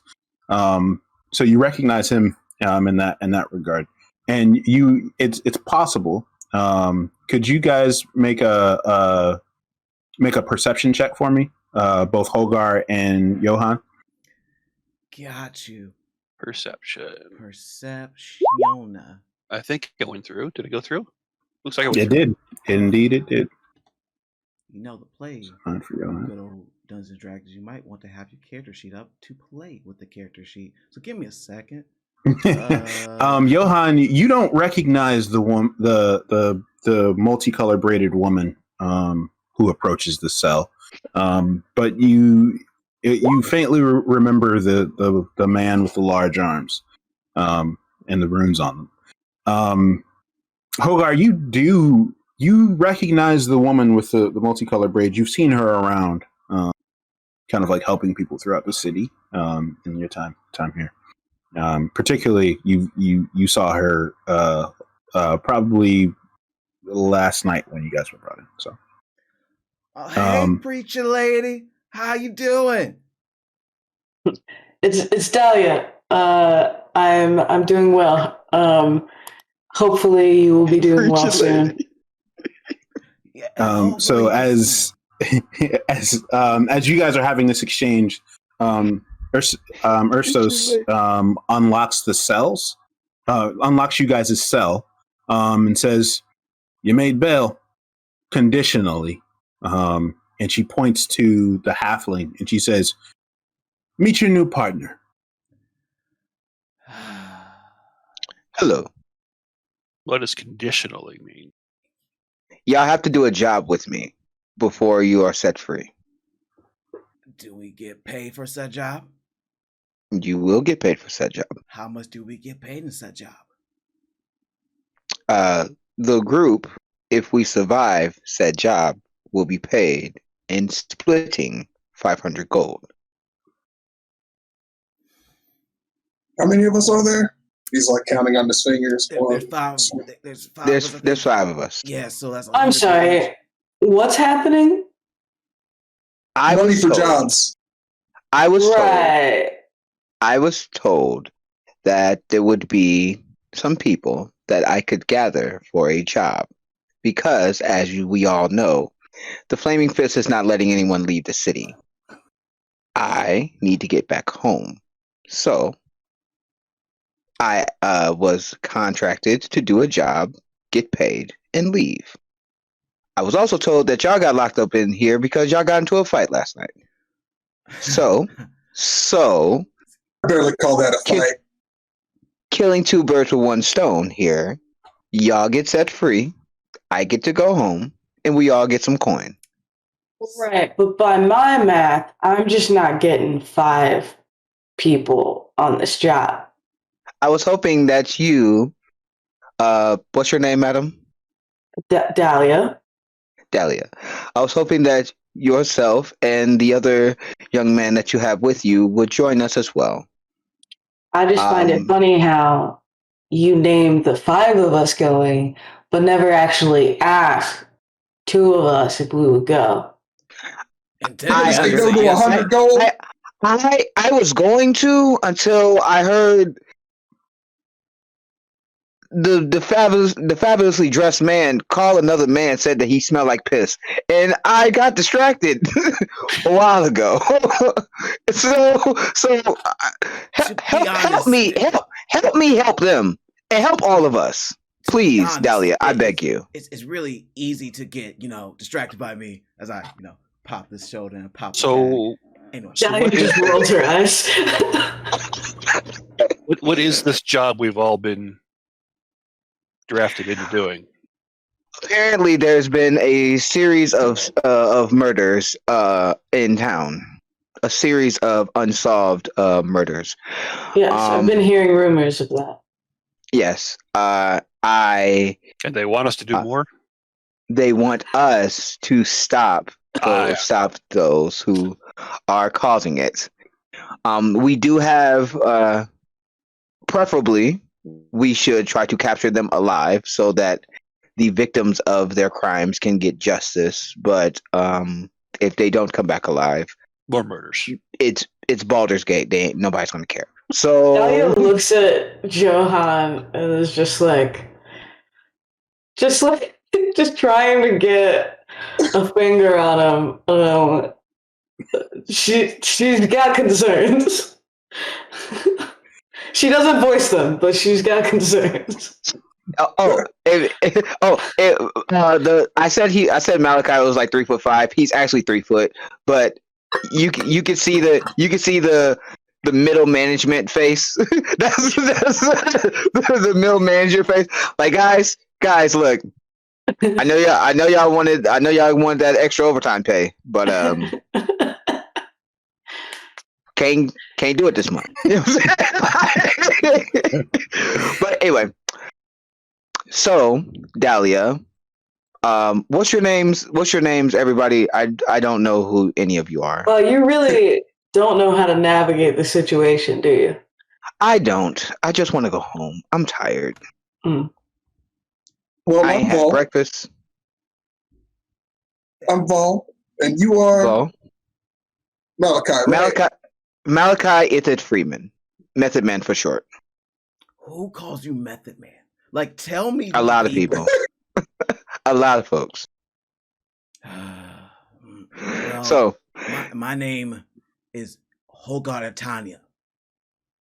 That's Hogar Altania. You might have known me from a troupe that was, performing around here, kind of like not like a circus, but like a thing of uncertainties and unusual things. That's where I'm from. Oddities? Oddities, yes, oddities. Ah, okay, yes. You talking about Ripley's Oddities? Ripley is nope, can't go into that. No, not Ripley. Sorry. And you, sir, with the well-developed arms. You. Or me or him? What's your? I think your either arms one. are actually bigger than mine. Yes. Yeah, you have the more anime JoJo Adventure arms right now, or all over.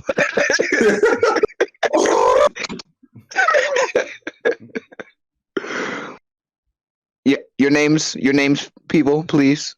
I have to make sure I have y'all names. I'm right. As you, Malachi takes. Okay, Malachi basically takes out a piece of paper so he can write down everybody's names because he needs to make sure everybody gets paid. So that's basically what he's doing. As a matter of fact, that's what I need to be doing. So I need to grab a piece of paper. All right. Well, I am Johann the Black Swan, professional sellsword and knight errant of the Sword Coast. You're a black. Have I heard of these people? I mean, I know my people are from Cholt and Neverwinter. Have I heard of any of these folks? You've heard of the troop that Hogar is a part of. Okay. You've not heard of Dahlia. This is your first time meeting her. And you may have heard some stories about a man with large ruined arms in a couple of taverns as you've passed through. And you've definitely, in your line of work, you've heard whispers of the Black Swan. But this is kind of like, this is kind of an underwhelming,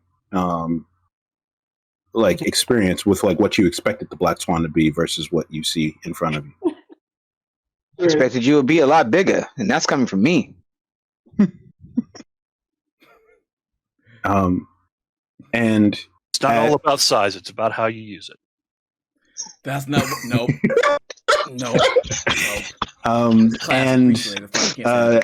And as you say this, Erstus, she says, "All right, you guys need to talk to the captain. Let's head on back. I think he'll give you more details."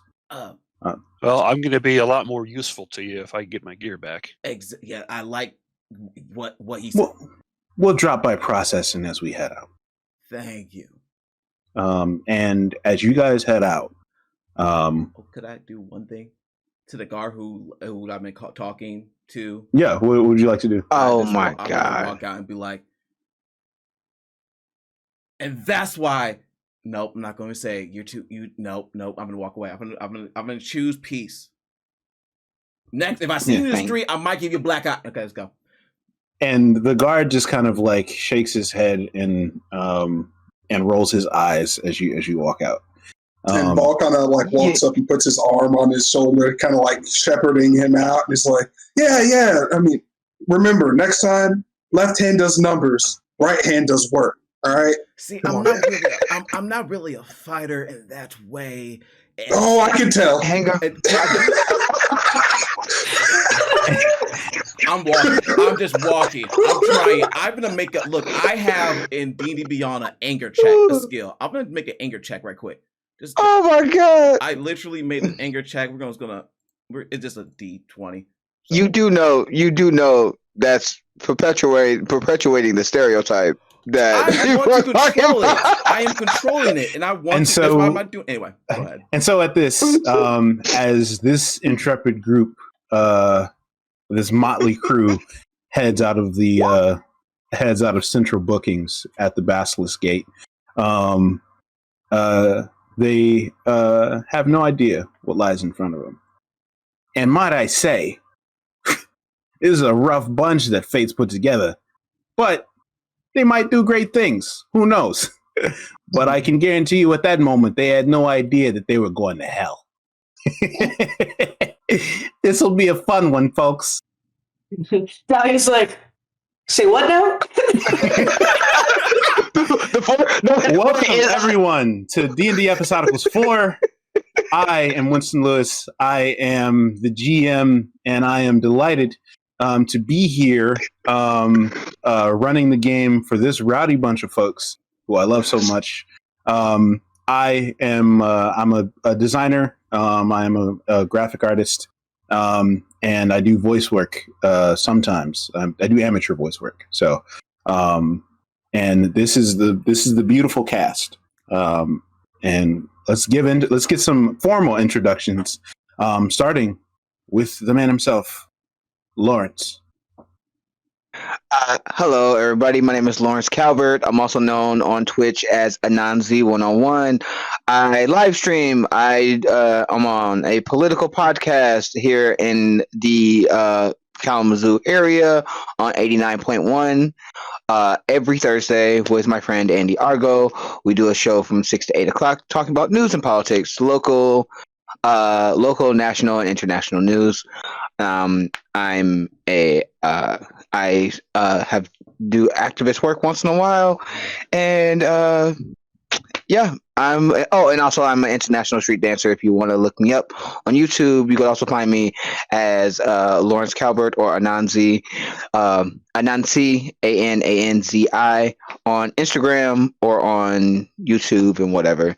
But yeah, thanks for being here, man. Thank you for letting me come and play. Glad to have you, my friend. Welcome to the craziness, and thank you for contributing to it. All right. Are we going to talk Chris. about I'm sorry. I was just saying, are we going to talk about our characters too, or just introduce ourselves? You can talk about your character too. Lawrence plays Malachi. I play Malachi, Ethan Freeman, also known in certain circles as Method Man. And I am a rogue / ranger of the group. I'm probably going to be the one that gets us in some shenanigans. Not all of them, but some. You've already got us all into the whole campaign. Right. Yeah, Indeed. shenanigans. The inciting incident. Yeah. Well, thank you. Thank you, Lawrence. Chris, who are you? Why? I'm Chris. You just said it. But yeah. But who is Chris? No, I'm just Chris is We're all essentially. Chris. We're all Chris in one form or another. Remember? We're all Chris. Oops, all Chris. Well, I am a herder of children in real life. The only thing that you'll find me on the internet on is this channel for the most part. Yeah, Like 30 I stream times. here. Yeah, I stream here all the time. Hit a day, I'll likely be here in some form, either in like an ad or actually playing or something. And it's been a blast, and I can't wait to continue having a great time here with all these beautiful people. Yeah, dope. that's me. We are Chris. We are one. We are. Derek. Hey, I'm Chris. I stream on this channel. Beautiful. I'm Derek, a Kingery, lover of most games, new obsession with Minecraft because I'm now 10 years old. And I didn't get to play it as a kid, and now I've got Minecraft videos on YouTube in my free time. I play Dahlia. She's an Aasimar Twilight cleric, worshiper of Saloon. And I'm super excited for this campaign. I'm super excited for you guys to be here, to interact with chat, to get to know some new friends of the stream. And yeah, I'm fully ready. My body is ready. I was going to say that and it felt real weird. How? Good morning, everybody. My name is Chris. I play Hal. Yeah, I do a lot of stuff here with Rem as well. I'm in a lot of the content, especially on Friday nights. We do board games, and those of you who are longtime fans remember Jedediah. I was in a couple D&D campampagns ago, so it's good to be back. OG episodical. Yep, it's good. I'm excited to be doing this again. Yep. Outside of Rem, I do some work with Shadowrun for CGL. So that's a long time game. Yeah, I've loved that for years. So it's exciting to be a part of that. Character I'm playing this time around is Johan. He's a Uthgard barbarian who's never even been to the north. His parents were cast out of the Sky Pony tribe for being witches and warlocks, and so he's been raised, among the Southerners as one of them, and he is a Cavalier 3rd level warlock 1st level who really thinks of himself as a paladin of Tempest. The Tempest is just an aspect of the Sky Pony. Mm-hmm. But of course, in reality, he's a warlock of the Infernal Pact. He just doesn't know it. So his cutie mark, because he's a part of the Sky Pony. Oh no!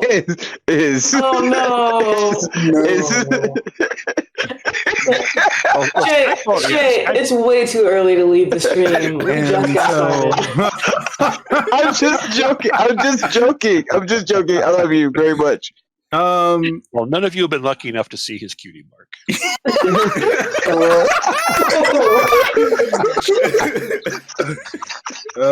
He's saving that cutie mark for someone special. That's right. Absolutely. On that note, Shay. Obviously, y'all know who I am. I'm Chris. Some people call me Shay. Nobody calls me Method Man.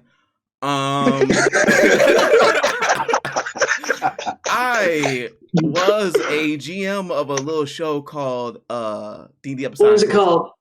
D&D Episodicals Campaign 2, The Dragon of Icespire Peak.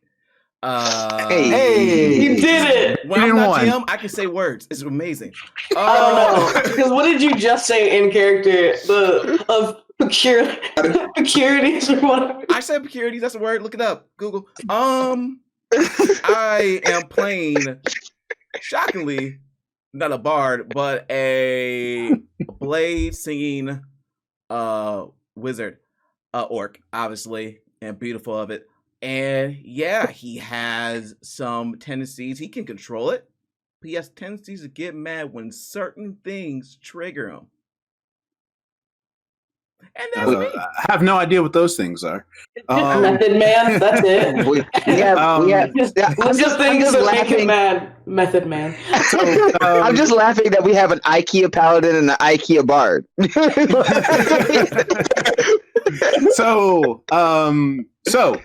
If you would like to affect the stream, you can donate bits and points to affect the outcome of the game.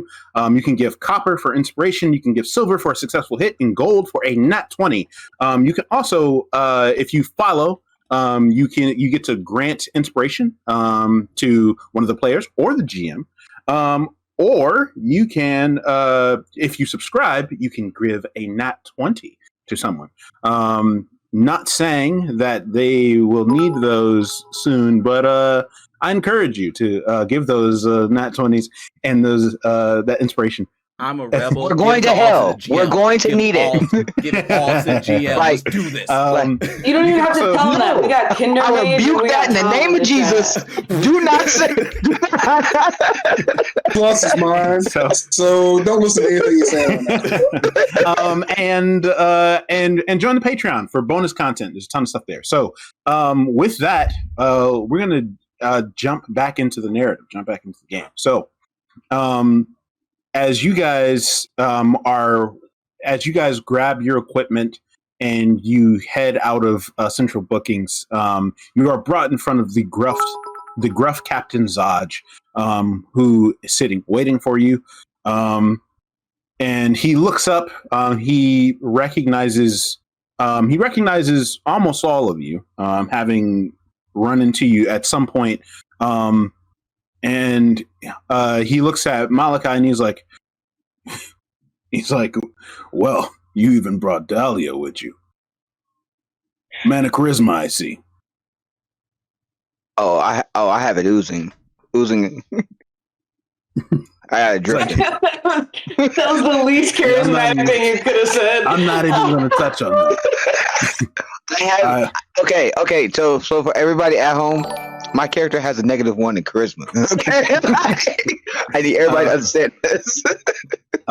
So as he moves past that remark, and he says, "So this is the crew, huh?" And he says, "I'll get straight to it. You guys need to find murderers. Not just any murderers. We're looking at the cult of the Dead Three. That's who we have pegged for this one. Now, I have a source in the Elf Song Tavern that should be able to point out their most recent activity. So you're going to want to find a lady named Tarina. She's usually about this time of day. She's playing cards up in the Elf Song Tavern. You head there, you talk to her. She should give you the information that you need. All right? We good? Yes. Can you say that name again for me, sir? Tarina. And what Jeez, you can remember injustices, but you can't remember a name, Dahlia?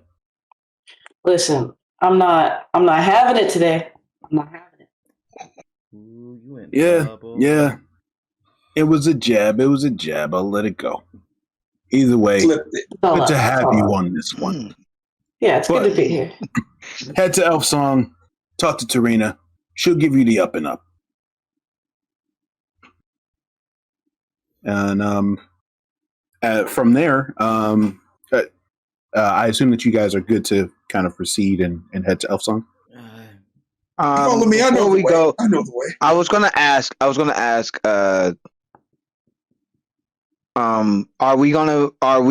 Do we need our own equipment to hunt down these criminals, or will we be loan some equipment for this? I trust that you guys can handle it. Speaking of equipment, fair enough. Please have mine. I would love to have my sword and my book, please. They gave you all of your stuff already. I appreciate you giving my book and my sword. Thank you. So as you guys, do we know anything about the Elf Song Tavern before we go there? Oh, I know that place. Yeah. So the it is Elf Song Tavern is a bit of it's kind of like a middle of the road tavern. And it's not in the roughest parts of town. It's not in the highest parts of town. It's just kind of there. It is it's pretty common for the Flaming Fists to gather here after a post, and so yeah, it's just kind of like a middle of the road type of tavern. It's Panera Bread. Indeed, it is Panera Bread. So that might answer my question. Do you think my group would have performed in the tavern? Yeah, on off nights. Yeah, it is very possible. And it's very likely that you would have performed. So you guys head from the Basilisk Gate to Elf Song Tavern. It's not far from the Basilisk Gate, just kind of like a down the road around the corner. But before we get there, is there any shops between there and the tavern? I would like to procure a healing potion just in case some. I do have a healing shenanigans. potion. Oh, never mind. I'll be quiet now. Yep, it is up to you. But you heading down to the Elf Song Tavern. There is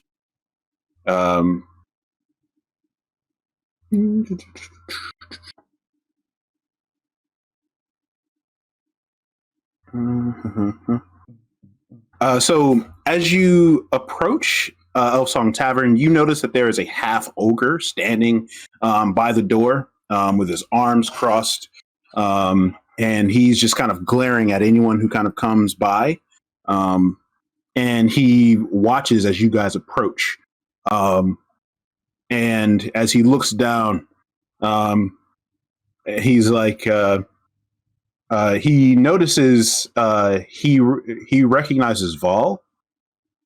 Yo, And Because he's the only guy in the city with arms bigger than his. right. Facts. And as such, he sticks out his hand to Val and kind of like in like the motion for like a 5, and he's like, "No, Val, good to see you again." what's going on, brother? And you know this half ogre as Skuna. Skuna, my and, man. When do you get off? My lady. She is she's lady. a female half ogre.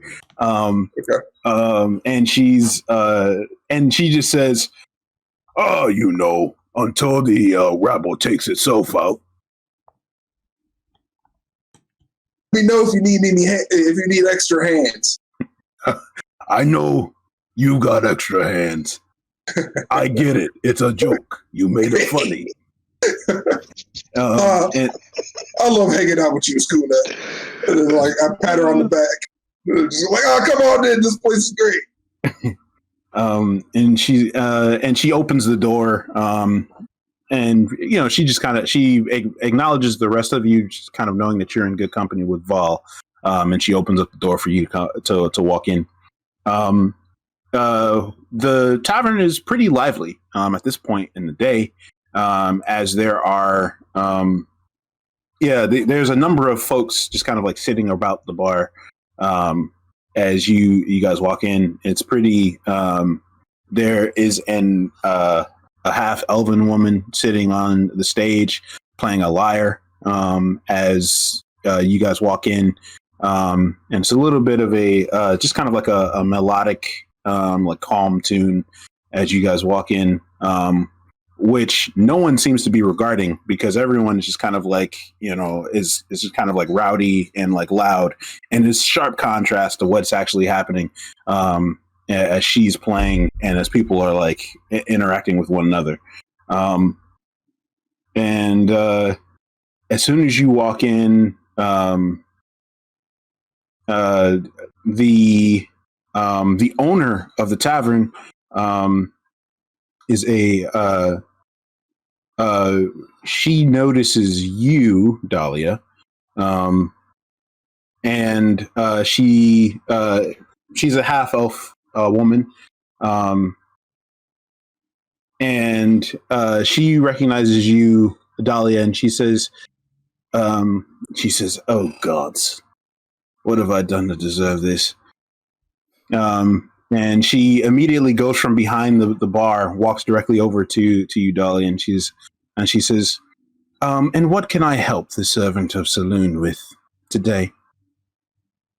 Good to see you.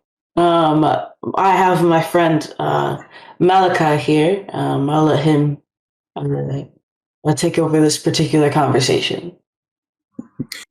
Yes, I'd much rather prefer to speak with someone else. Thank you. And she says, and what do I owe the pleasure? Dahlia's kind of like behind her back going, what do you owe the pleasure? And Dahlia, you know this woman as Alina. And Alina sets out her hand and introduces herself, Malachi. Alina Alice, I'm the owner of this establishment. Malachi, nice to meet you. I imagine that if you're walking with Dahlia, you guys aren't here to party. I mean, you serve drinks. You keep acting like I don't have fun. Like, I don't understand why you're like this. I'm sorry. Continue your conversation. Disregarding that, how may I help you? Okay. Give me 2 whiskeys and what do you have? What are you gonna have, Hogar? Do you have a baby face? Like that drink or baby face? I hate you. It's really like it's like got like a broccoli stem on it. It's like red and something like that. I cannot. I think that around here we call it the nobody knows. Nobody knows. I mean, fair enough. But do you have? Me. Nobody knows. Yes, I think that Squalder can fix that up for you. And she points to like to this guy with like this guy with like no eyebrows and it's just kind of like beat up. That's tapping different kegs behind the bar. For if we could get some bread, a little bit of food. I'll take some wine, red if you have it. What time is it actually? It's about 3 p.m. I was going to say, like, we are day drinking for real. Short. So are you drink up? It's good for your heart. Okay.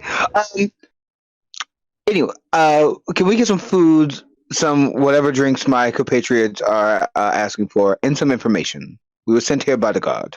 We were sent here by the captain, actually. And it's sent here by the captain. Bill. He's paying for all this because he's been a good leader. Ain't that right, Freeman?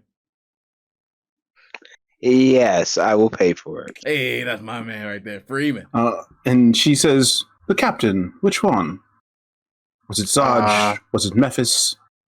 I know a lot of captains. It was Sarge. It was Sarge. Captain Sarge. He's decent people. Yes. You obviously aren't here to start up trouble if he sent you. No, we're actually here to stop it. We're looking for some. We were told to talk to Talvia about a series of killings here. Some likely suspects being the 3. Some people who believe in some old gods coming back. Talvia, do you mean Terina? Yes. Indeed. Well, if you're looking for Terina, you're going to have to buy into the game upstairs, or wait until she's done with her bids. What game is she playing? It's Baldur's Bones. It's the common game around here. I happen to be really good at that game. You happen to be very good. She looks at you and scoffs, and she's like, "Really? You play Baldur's Bones?" What is your deal? Like, what? Who do you think? Apparently, clerics aren't allowed to have fun. Which is clerics are wrong. Clerics have the most divine fun. We would like to get into the game. How much is the buy-in for the game? It's 5 gold pieces to buy in. Malachi looks at Delia. Care to join me upstairs? I would love to. Yeah, I don't know how much money we're starting with, but Yeah, I'm that's sure true. I I can don't afford know how 5 much, as yeah. well.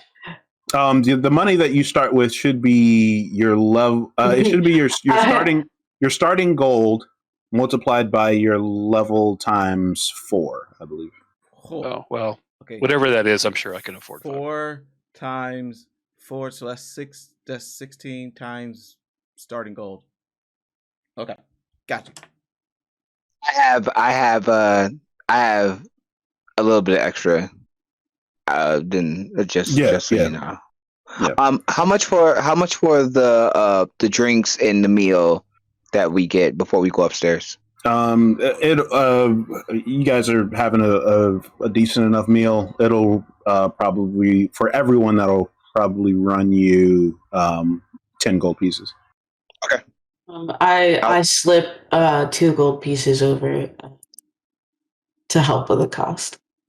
Okay. I'll pay for it. Okay. So I definitely got everybody into this, and I apologize. So as you guys head up, they eventually kind of like bring out your food and whatnot, and they give you one of the mini tables down here on the first floor, and eventually you guys head on up to the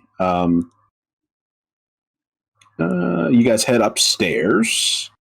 I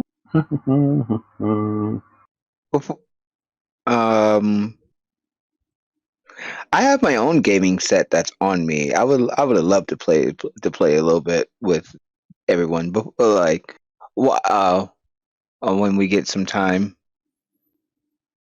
Yeah, maybe we can, but I fully said I'm great at this game, because I was mad at the way Alina, or what is her name? Sorry, is Alina? Tarina is the name of the. No, the owner. Oh, Alina. yes, Alina. Alina. Yes. Okay, so I fully said I was great at this game because I didn't like the way Alina was treating me. I have no proficiency in this game. Let me handle it. let me handle it. No, I don't tell people that. I just want you all to know.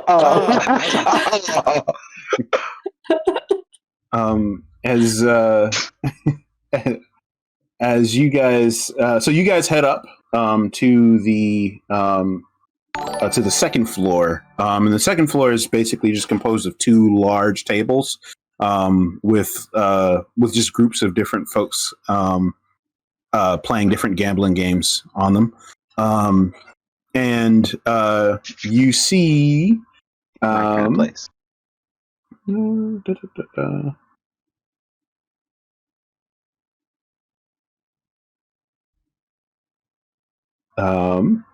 So you see one group is playing like cards. It looks like some form of like a local poker variant. But the other is it Red Dragon Inn? Unfortunately it's not. It's no, it's White Dragon Tavern. It's White Wyvern Tavern. No, as you guys walk up, it's White Castle. Sorry. Right. I'm hungry now. I want some White Castle. Anyway, sorry. All right, so you guys walk up, and the other table is playing some sort of dice game. There are 3 dice that they're rolling, and there is a young there's a young woman, a young half elf. No, she's not half elf. She's a young human woman who is pretty rowdy. As she is, as people are rolling dice, and she is just kind of like leaning back and forth to to different folks around the table, and she looks at one of the guys that's about to roll, and she's like, "Go on, do it. You're a wuss. You're not gonna take this one. Come on, crap out. Come on. Look at his hand shaking. He's not going to be able to do it." That's a 21 for me. I got a gold saying that he's gonna make it. Ah, fresh I'll take blood. that Haven't bet. seen you around here. Yeah, I'll take that bet. I got gold saying he won't make it. I got a gold saying that he will. You wanna bet? Yeah, I'll put my gold up. I'm great at this game. She just kind of like, I see no harm in others putting their money in, and he's certainly not going to make this one. I can guarantee you that. Trust your hand, fella. Trust your hand, son. And do you make any like contact with this guy as he's? I would sleight of hand. I would like to sleight of hand and make sure that his dice roll well, but I'm not going to because I have faith in him. No, I have faith in him. Okay. I'm not going to cheat yet. Okay. So Dahlia's like, don't do the thing. She has no idea how this game is played. Fella. Trust your hand. For the gambling points. What is everyone's passive perception? Could you just give that to me? What's 7. Oh wait, perception 15. 15. 17. Did you say 10? 10. Johan? 13. Okay. And Val, you said 15? Sir? All right. So, are you up there with them? Yes. Okay. So Val and Malachi, you notice that as this man rolls the dice and they hit the table, you notice that this young woman puts her hand on the table, and you notice that like the wood on the it's something weird, but it seems like the wood on the table like moves as the dice. They're 6-sided dice, and they hit the table right where they're looking, and like it flips the dice. To a good result or a bad result? To a bad result for him. Is the DC like a 15 perception on that? Who sees it? Like I said, Val and Malachi. You said your DC is your passive. My passive is 15. Oh, so you see it. So Dahlia, Cool. You see it too. You recognize it too. The look I give is the.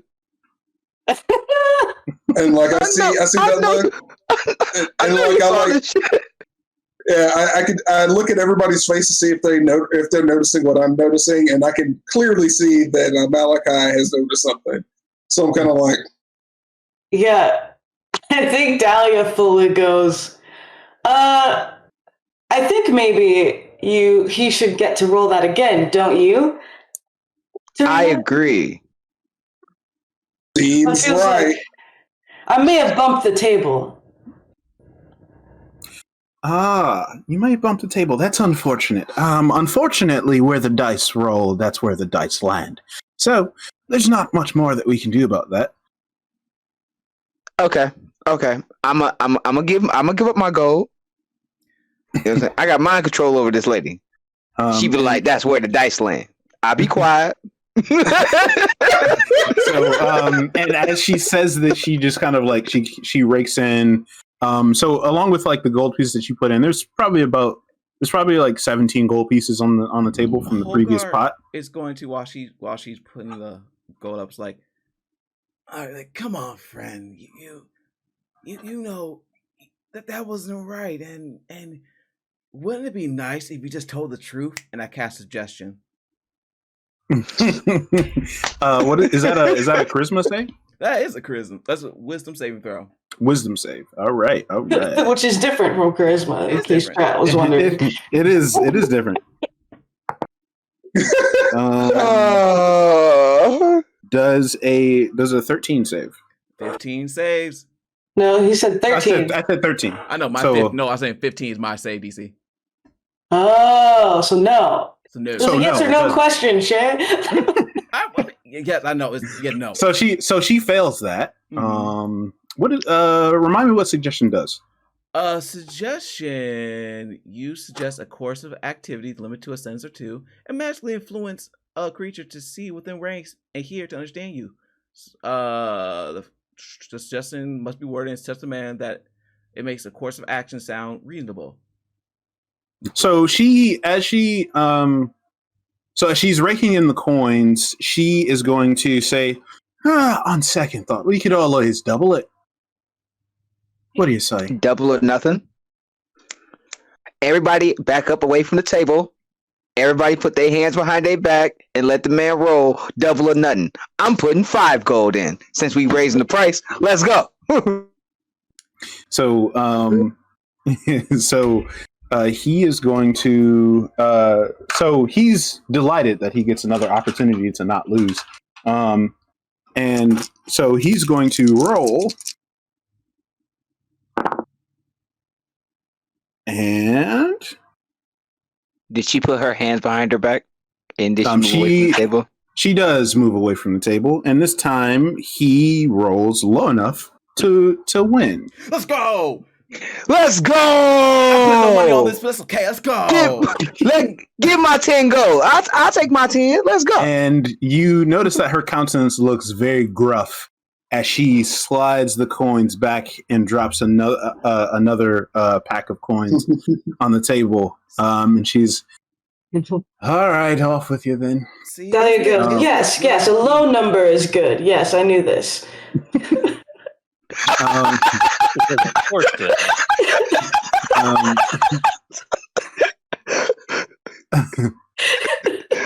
I don't need to roll insight check to know that was some bullshit. And as you guys know that Dahlia does not understand how this game works. And so Dahlia's you see this woman lean back tilt back in her chair, and she's like, well, I'm out. I'm sure that you guys didn't come to play, or are you just trying to throw my game off? What's the deal?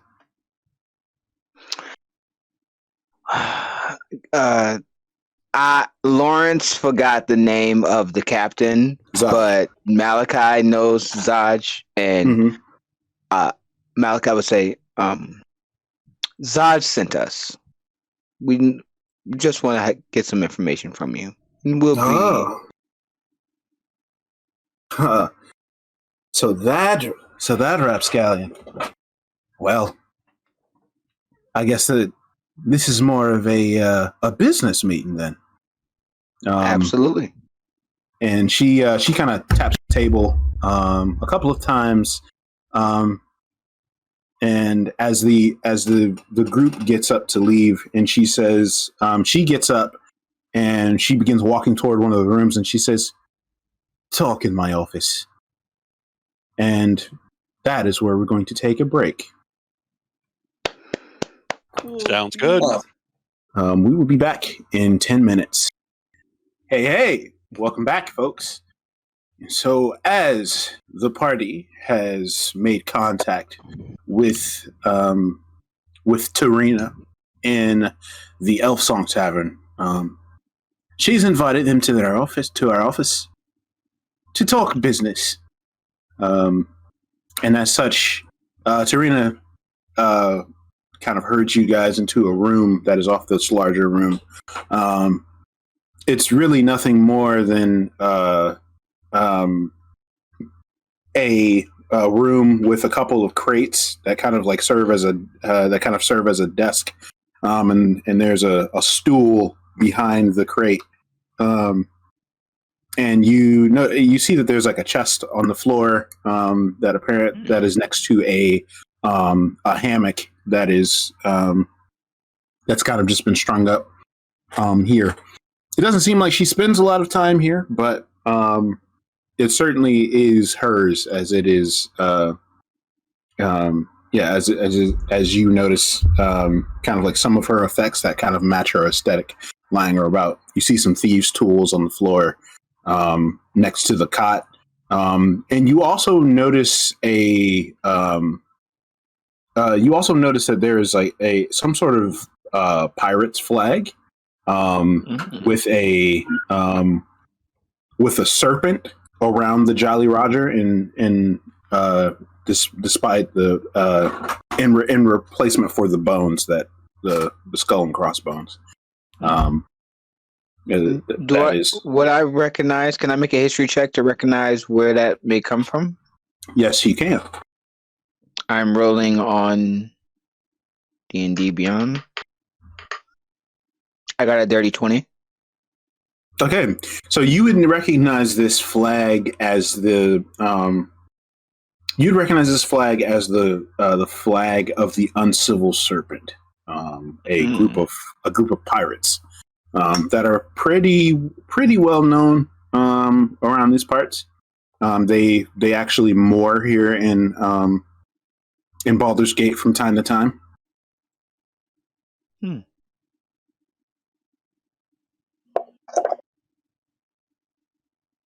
I took notes on D&D Beyond, and my notes are no longer there. You might want to call the doctor about that. And the doctor said no more monkeys jumping on the bed. It wasn't really helpful, but that's what he said. Yeah. So,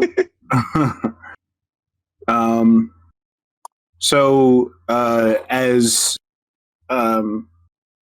Tarina jaunts into the room, she sits on the stool that's behind the box, and leans back against the wall. She says, "So you're looking for information on the murders, eh?" That's We what are. I'm saying for. Well, I certainly have some tips for you, but I need a little bit of help myself. You need So, I have some old associates, some working buddies, if you know what I mean, that they say that I had a little bit of a falling out with them, and I took my due severance package, and they aren't too fond of that. I hear that they recently came ashore, and they may be heading this way. Perhaps looking for me. If this group were to turn up within the next 24 hours and try to start problems, I might need a little help, if you know what I mean. See, I hear what you're saying. It sounds so sad and such like a problem. How much? The price is information. That's what you're here for, isn't it? Information is good, and we will need that information. But I believe your life is probably worth more than information. So, price? So are we just straight hired thugs now? See, that's what I'm saying. Could you make a Straight persuasion up check? expected us to be going and collected on some gambling debts that got defaulted on. Let's see. Make a persuasion check. Oh. 18. 18. I can work it. So I'll give you 25 gold apiece. I like that. So does she want us to hang out and bodyguard her, or proactively go find these people? I'm not clear on that. If you stick around the bar, I'm sure that they'll... Well, I would guess that they'd show up with no no level of certainty. But my word is good, I can tell you that. And who are these people exactly? They're her ex crew from which she stole from, Right. And now they've come to make her pay for it, but she does not want to. But dear Lady of the Moon, do we have to say such harsh words as stolen? I'm sure that you know the If you I'm sure that they point, know the value of if you not point to the working. lie, I will gladly correct it. As I said, it was my severance package. It was what was owed to me. I'm sure. And who's to get between a lady and their severance? Let's talk about 25 gold here, Dolly. Just I don't care for the gold, but I understand that it is prudent for us to get this information. Therefore, I will assist you in your shady. I'll take her 25.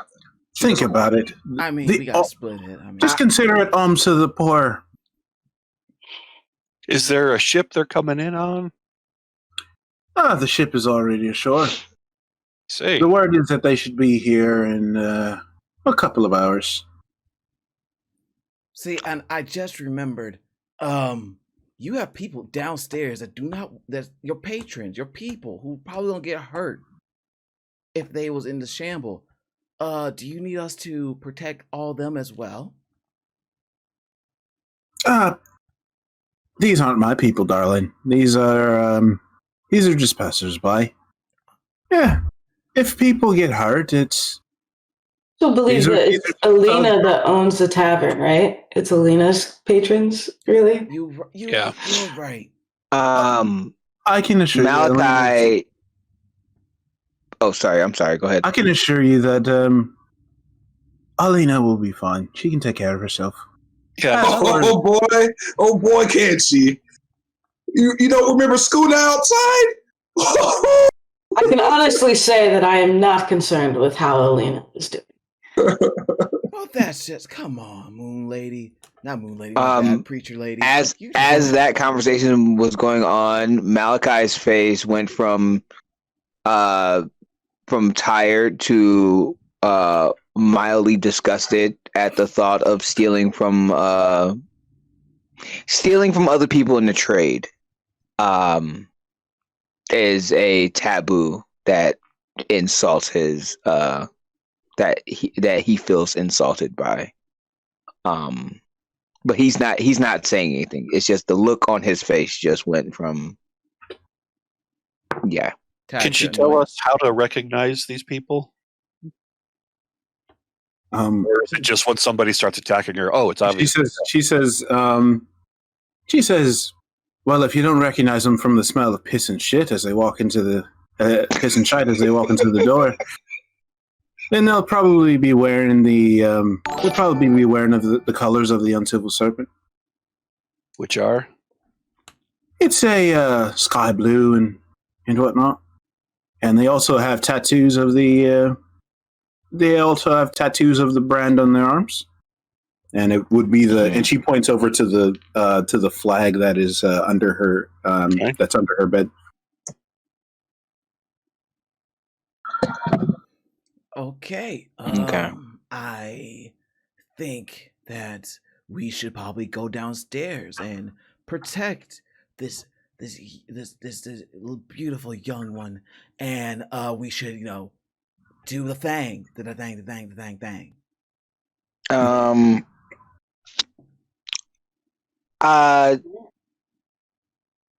grab an empty table in the far corner. I was like, you like to play games, right, madam? I'm very good at games. Yes. I was talking to the Dahlia answers anyway. She says, I like to play games if the game's good enough. Do you play dragon chess? That's a game for old farts and military types. I'm not much of a fan. But if the stakes are high enough, I'm sure that I could be accustomed to any type of game. We can put some money on it if you want. I bring out my set, Freeman, and I would like to play her in a game. Freeman, look, I don't want to bring Freeman to the side. Just hey, buddy. We probably don't have time to play a game of chess right now if we're gonna get attacked. But I see your swagger, and I want to help you later, but not right now. So how about we just focus on this thing? I'm looking down because you're shorter than me. I'm looking. I'm sorry. Go downstairs. I will meet you downstairs in 10 minutes. This game's not going to last that long. All right. Then I'll take my leave with my drink in my hand, the beautiful baby face drink, and I will go downstairs. And yeah. Hold on 1 second. Have they got a bench out front of the tavern? Yeah, there's a so there was a you noticed that there was not a bench as much as a like a bunch of empty kegs and whatnot. Well, is there a place nice and convenient where one can just sit nonchalantly and watch people pass by? I mean, it would probably be on the kegs, but yeah, the kegs and the crates. Oh, sure. I will find myself a mug. Sorry about that. And sip outside, and after I watch the pirates go on in, I'll just follow in after them. Okay. Are the rest of you, what do you do with your time? Yeah, I'm in a far corner and I'm watching someone at a nearby table play the bone dice game, and I'm just trying to learn just by observing how this game is played. Okay. Could you make a just give me a wisdom check? Cool, just a flat wisdom? Yeah, just flat wisdom. Hey. I'm a fast learner. Yeah, after For example, did you know that low numbers were good? So you pick up on the basic gist of Baldur's Bones is in that it's kind of like it's similar to like 21 base games where if you roll over it's like 21 blackjack but with dice. Yeah. Cool. Precisely. And each person they take turns rolling, and if you roll higher than someone without going over 21, you get to take the pot.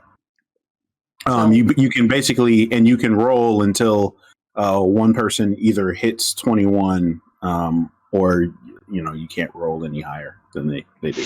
So Did I roll high enough to gain proficiency in this game?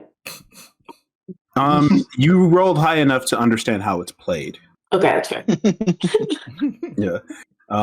Proficiency would require a little bit of actual play of the game. Fair. Which you're more than welcome to. Yeah, I'll probably join the table. Okay. And I think knowing that this also feels like my cover of so I'm not just staring at the door. Yeah. For sure. It's all in the flick of the wrist. Yeah, I walk up and I say, "Hey, I would, if you have room for one more, I'd love to play." All right. As you walk up, there are currently 3 people sitting at the table as you walk up. Yeah. And I'm quite aware that this game is probably more fun with an even amount of people, right? Right? Yeah. It's more fun as long as you got the coin. Oh, I have a coin. I said, one goes down. Lady, we're going to need a little bit more than that. I add 4 more for a total of 5. Okay. And they said, now we're talking. Val, what are you doing during this time? I'm watching my good friend Dolly over here lose all her money in this game of chance. Yeah, I don't know how to play it now. I'm going to win. Yeah. Roll those bones. Roll them. You guys should have control of your tokens, I believe. Okay, I will. Shake them dice and roll them. Yep, I do. Just want to make sure. Did you switch over yet? Oh, I think you said. Never mind. Keep going. Yeah. So so Malachi, you're playing chess, correct? With Tarina. Yeah, yeah. The reason why, because I end up going through Xanthar's guide of everything, and they said that in the tools section you can gain an insight. If I was to play a game with someone, is a better way to understand a person's personality, granting you better ability to discern their lies from their truth, and how to read their mood. Oh, So I fancy. wanted to see if I could gain insight on her personality and also see where she might be lying or telling the truth. You're learning her tells. Mhm. Yeah. Yeah. So make an insight check at advantage. Oh, okay. Give me a second. Trying to get roll 22 cooperate. Yep. Take your time. Insight check with advantage. First roll was a dirty 20. Second roll is a 14. I will take the dirty 20. All right. Yeah. So as you play with Tarina, you recognize that she's a bit she's somewhat of an impulsive person, but she's shrewd at the same time. That she is one to kind of like jump into things, but she only jumps into things after she's if she has a good grip on it. And so particularly you see about her play that she plays fairly aggressive with you. And one of her major strategies is trying to back you against a wall, kind of with your pieces as she maneuvers about the board. And this gives she doesn't think long. She's not doing long-term strategy. She's doing a lot of just like blatant attacks, not like. Yeah, she seems to be quick thinking in the moment, and she's good at thinking in the moment, not so much in the long term.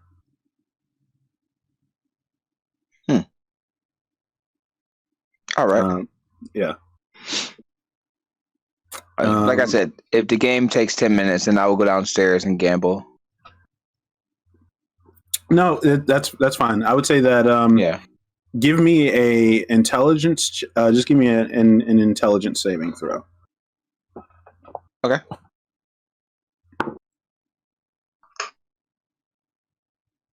Another dirty 20.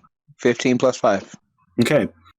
So after a while, even with her aggressive play style, she definitely makes you think quite a bit as you play, but you eventually outplay her, and you end up winning the match.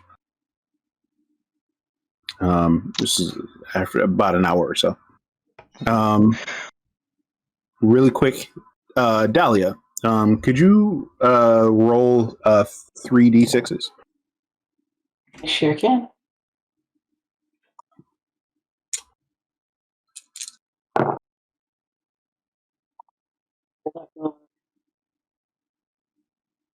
No. Okay. I rolled a 5, a 4, and a 5, so 14.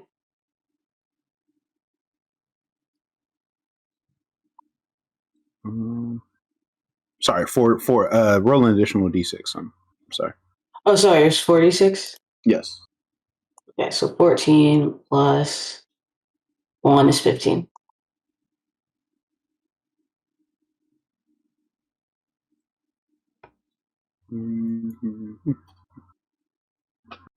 Okay, you said 14? 15. 15. Yeah. Okay, 15. All right. One person rolls a 12, so you beat that, and the other person rolls a 17. Would you like to raise? Yeah. Roll another d6.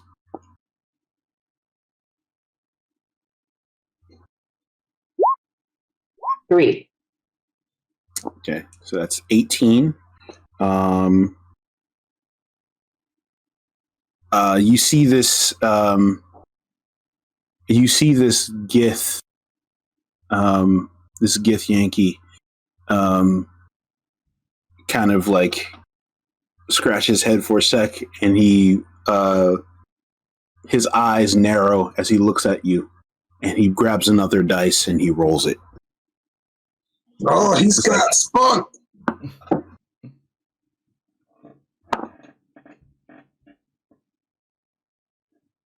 And that is a 4, giving him 21. Ooh. That is like, hold on. I got this. And goes for the 2.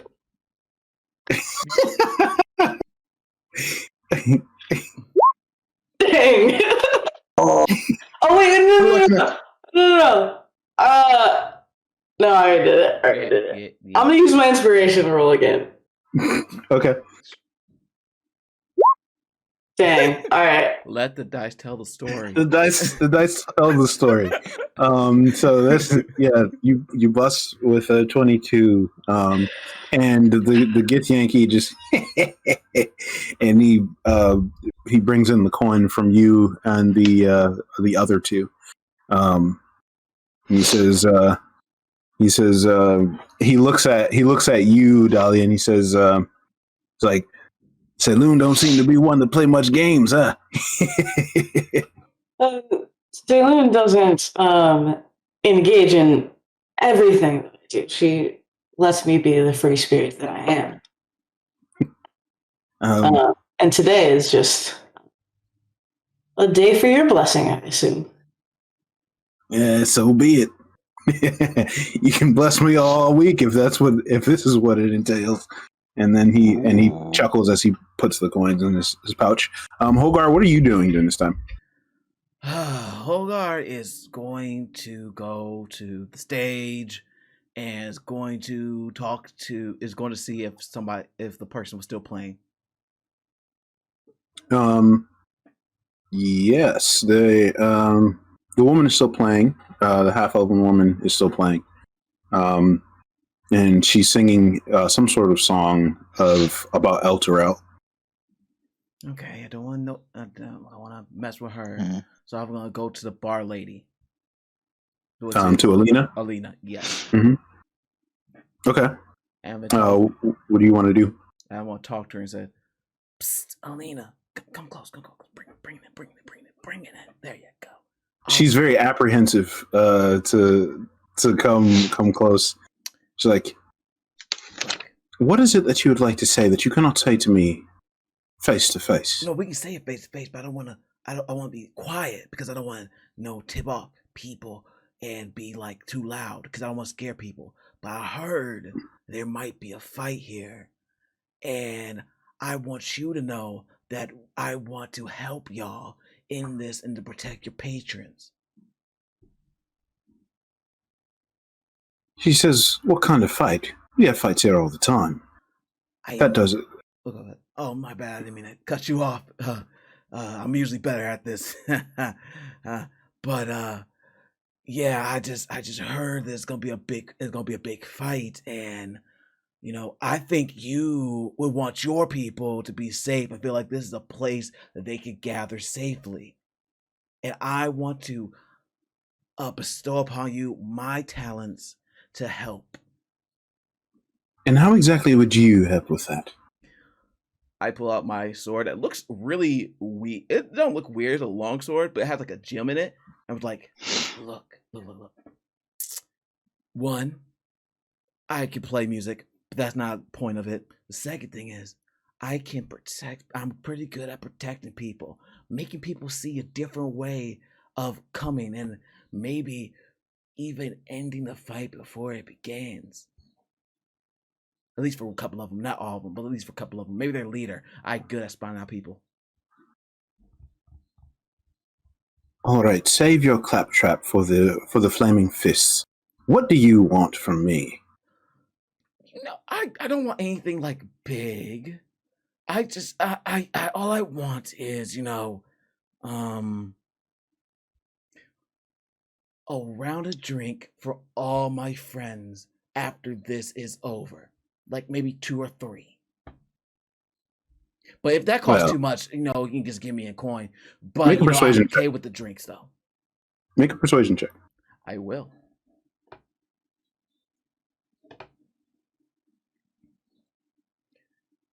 Did I close out on D&D Beyond? No, I didn't. Ha. Okay, cool.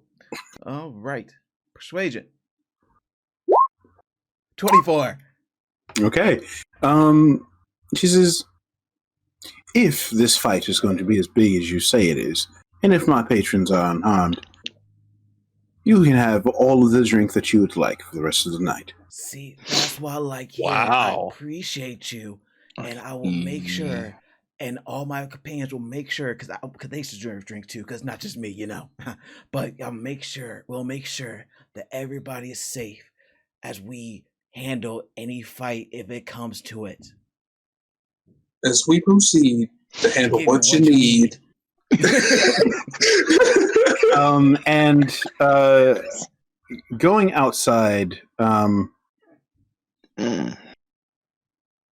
Johan, you spend what seems like a couple of hours as it goes from afternoon to evening. Hours, wow. Probably chatting up with the half ogre there.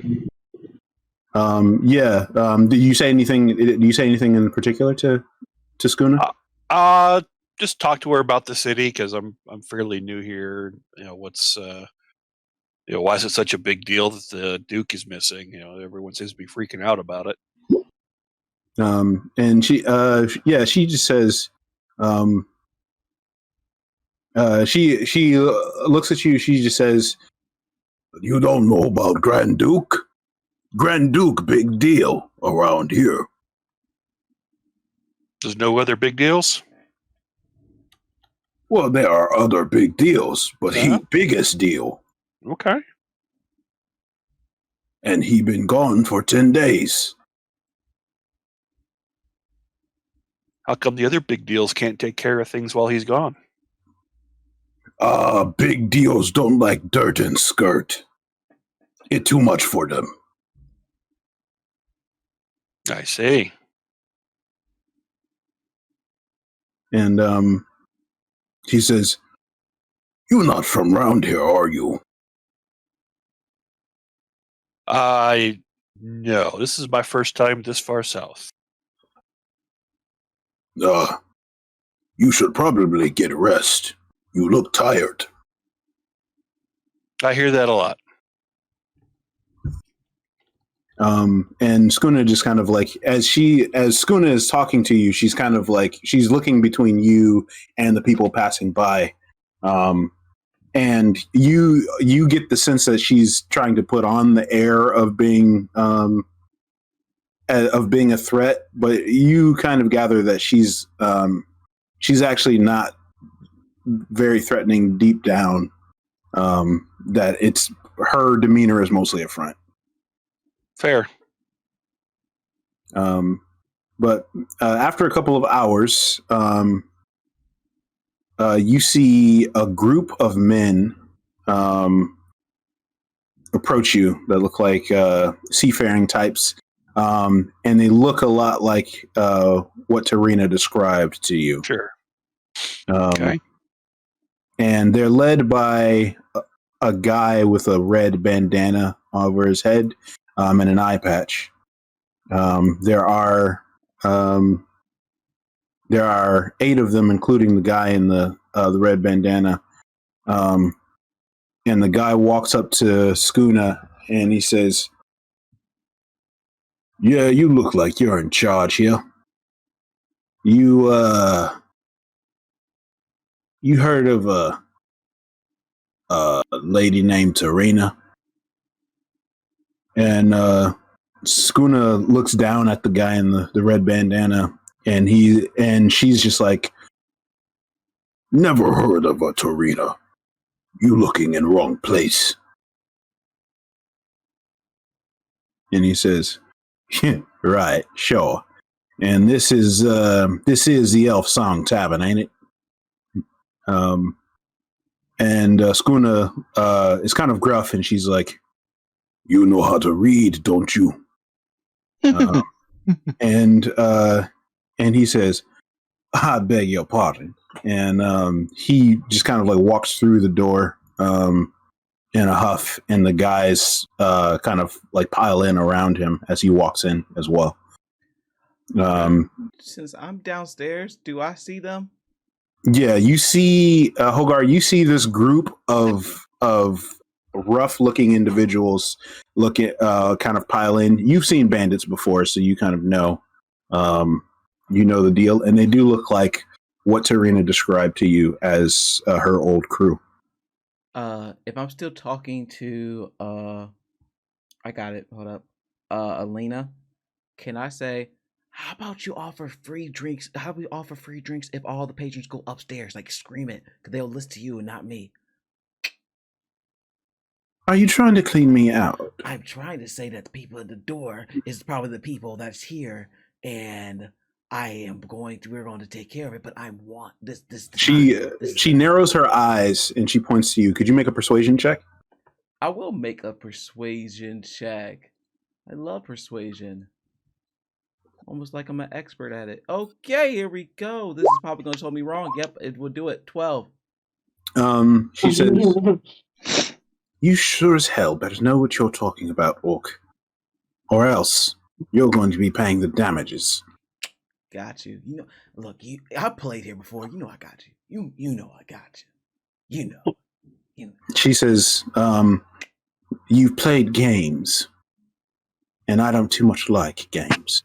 I'm telling you, it's going to watch. She says, and she gets on the tavern. She gets on the bar in front of her. She stands up on the bar in front of her. She says, "Free drinks to anyone that heads upstairs to the gaming room." And people's heads just kind of like snap up to attention. Even the dude that looked to like he was like pass out drunk over by the fire. Was like, "Did someone say drink?" And he just kind of like shambles upstairs as people just kind of like shift out. There's a guy that was like in full armor by the door. Mm-hmm. As the uncivil serpents come in, he just kind of like he's just like as they come in, can I hit do the something exit real stage, quick? right? Well, if you're upstairs, you do not see this happening. I'm upstairs playing games. Yes. Yes. Mm-hmm. If you're upstairs, you don't see this happening. Oh, I thought they were downstairs in the main room. So I was trying to also be looking at the door while I was playing. I thought they were just playing downstairs. If you came down after losing, you can. Yeah, because I wanted to be in the room where the door is. Okay. So I just wanted to put my hand on Vol's shoulder and say, "Heads up," and he has advantage on initiative. Ooh. Okay. Alrighty. So you guys would certainly see this group coming in.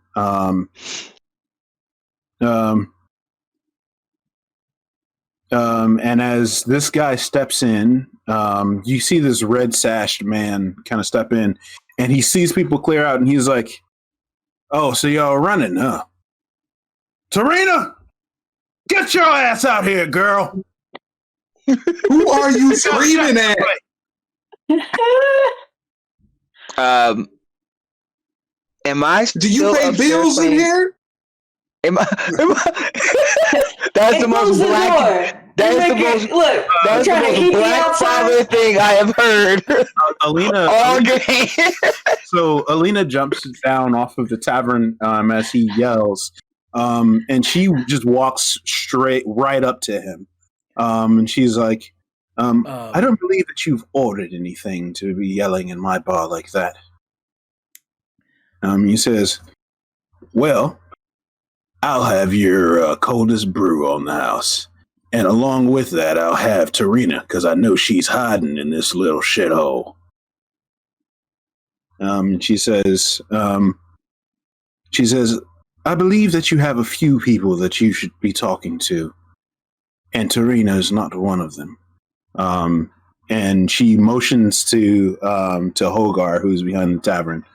I would have probably walked with her when she came up here. Okay. But a little bit behind, like right here. Like right here. Yeah. A couple of minutes later, Tarina actually comes down herself. And she says, "Oh, Deadeye, you're looking just as ugly as when I left you." And obviously that, and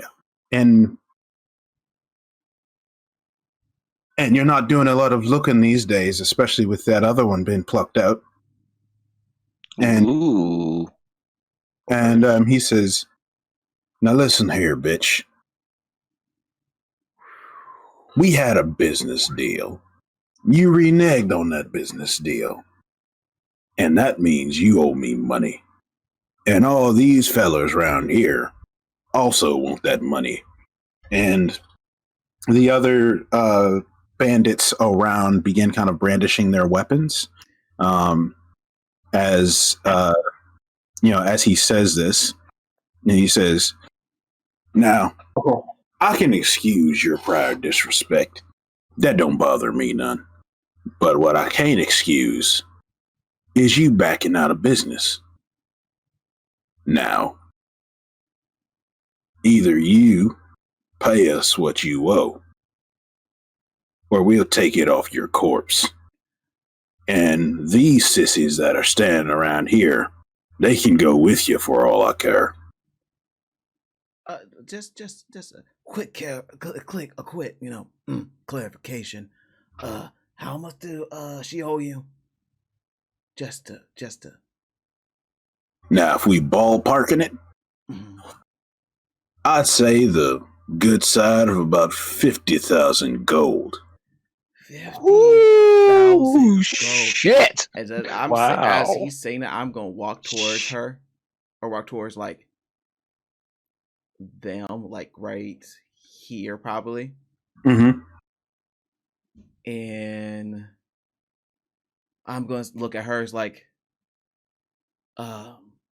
before we have, because I think this could be. We think we can come to a terms without fighting. I don't think fighting is necessary. What if I just, and I look at him and I want to cast a spell. I don't know if that starts initiative, but I'm going to cast a spell. That's going to start initiative. With that, I'm going to order. With that, I would like for everyone to roll initiative. Sweet. Yeah. See, And I got advantage. I have advantage as well. See, I knew I wasn't gonna be the one that was going to start off the 20. scenery. I knew it was gonna be. And try and click your token as you roll if you can. Yes. Make it a little bit easier. I got a nat 20 on mine. Initiative. I will take that. I clicked on. I got a 22. It didn't work though.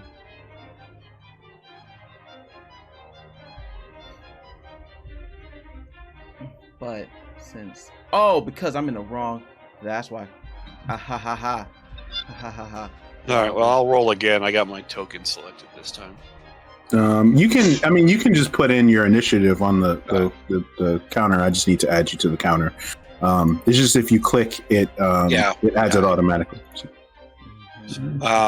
Where do I put it then? I'm going to add your turn to the turn order. And you should be able to just click your Gotcha.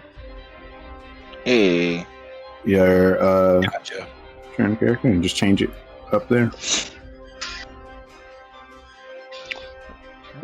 This beat is banging though. I know, right? Okay.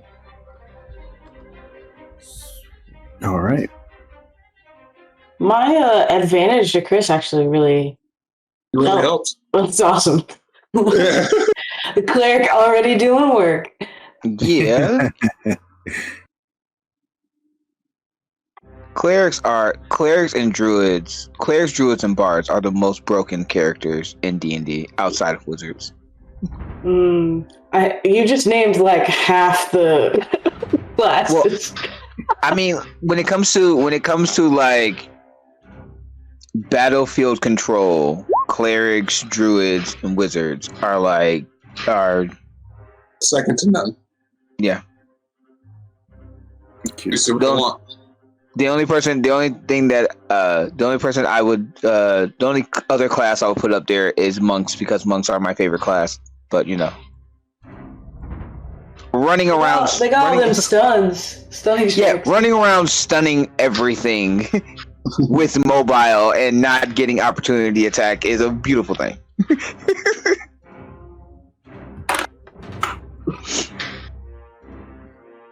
Okay.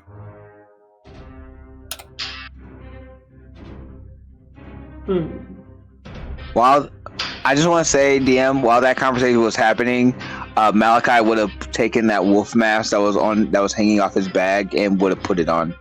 Okay. Yeah. He's wearing the mask. All right. So, Malachi, you are actually at the top of the order. Yeah. So, yeah. So there's a large group of these bandits that are standing here.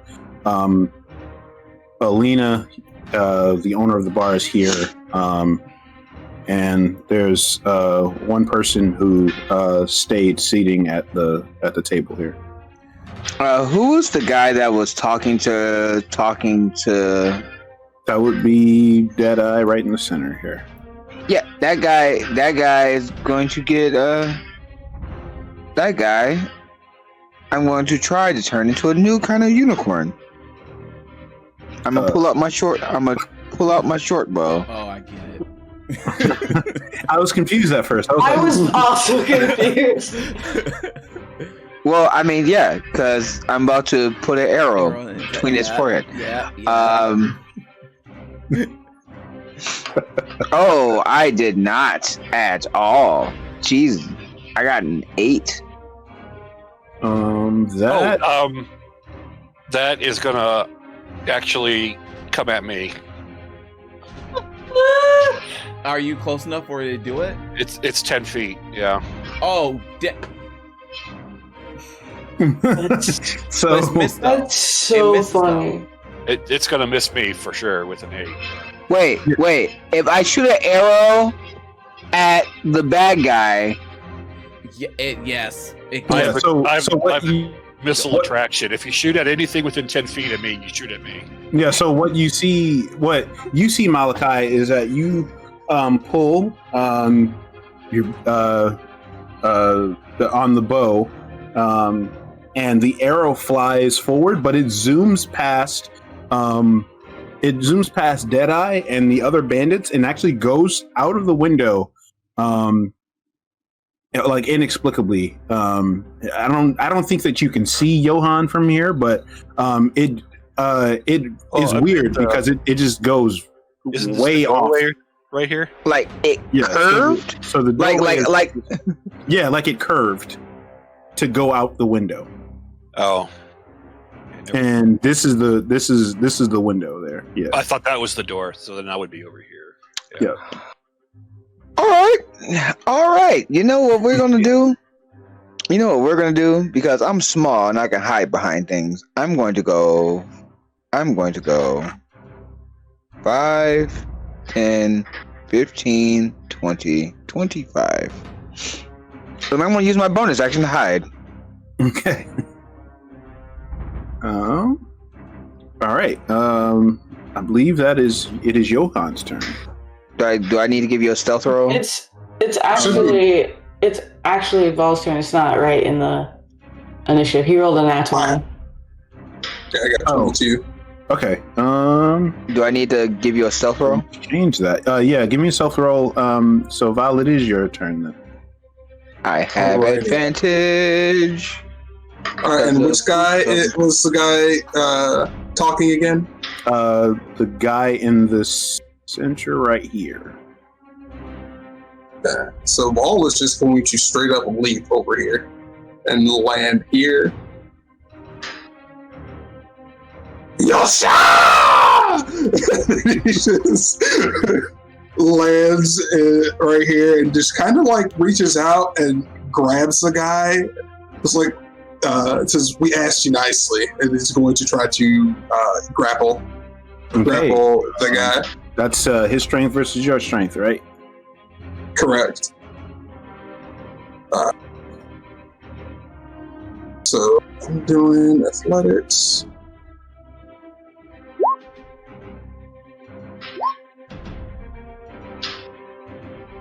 I mean, I think I'm hidden. I got a 21. Yeah, you're hidden. Yeah, you hid. Yeah, he rolled a 7. So on that strength check. So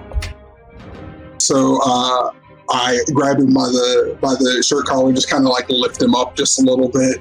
It's like, I think you guys should all leave. This is the last time I'm asking you nicely. And then with his bonus action, he's going to. You'll see his arms start to even swell a little bit larger as he activates some runes on his forearms. okay. Mm-hmm. And then now will be his turn. Okay. All right. Johan, it is now your turn. Okay, so yeah, I thought that place where I was a door, so that kind of screws up everything I wanted to do now. Yeah, no, sorry, that's a window. Yeah, so now that I know this, I suppose there's not really much of an opportunity for me to push my way in there at this point. Or can I like push this guy into this half square here? Is that a possibility or no? If you'd like to try that, I'll need a strength check for that. Yeah. So yeah, that's what I want. I want to just shove my way in. Okay. Yeah, just give me a strength check. I would say add your proficiency. So strength savings throw or just a strength check. I don't know how to add proficiency to that. Then. You just if you just roll and then just add, like, you just manually add whatever the number is. Okay. All right. And then I also need to check my lucky stone to see if that applies to ability checks. So yeah, so that'll also help. So I will be rolling +6, which yeah. That's the same thing. It's just still D20 +6. So okay. Yeah. So that is So you are able to effectively. Yeah, he rolled a 6. So yeah. So you push this guy out of the way, like, kind of into this corner here.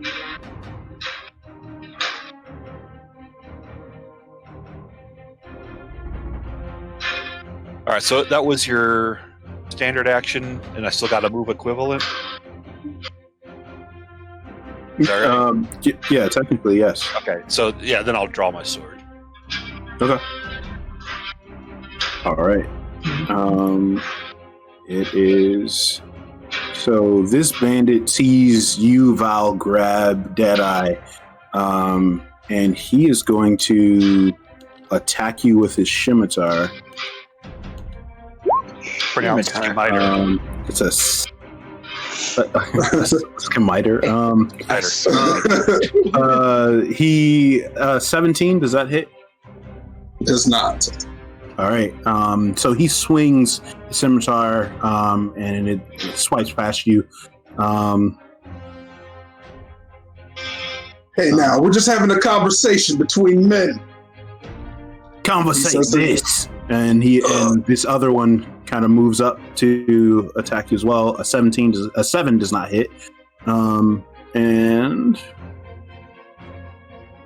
turn.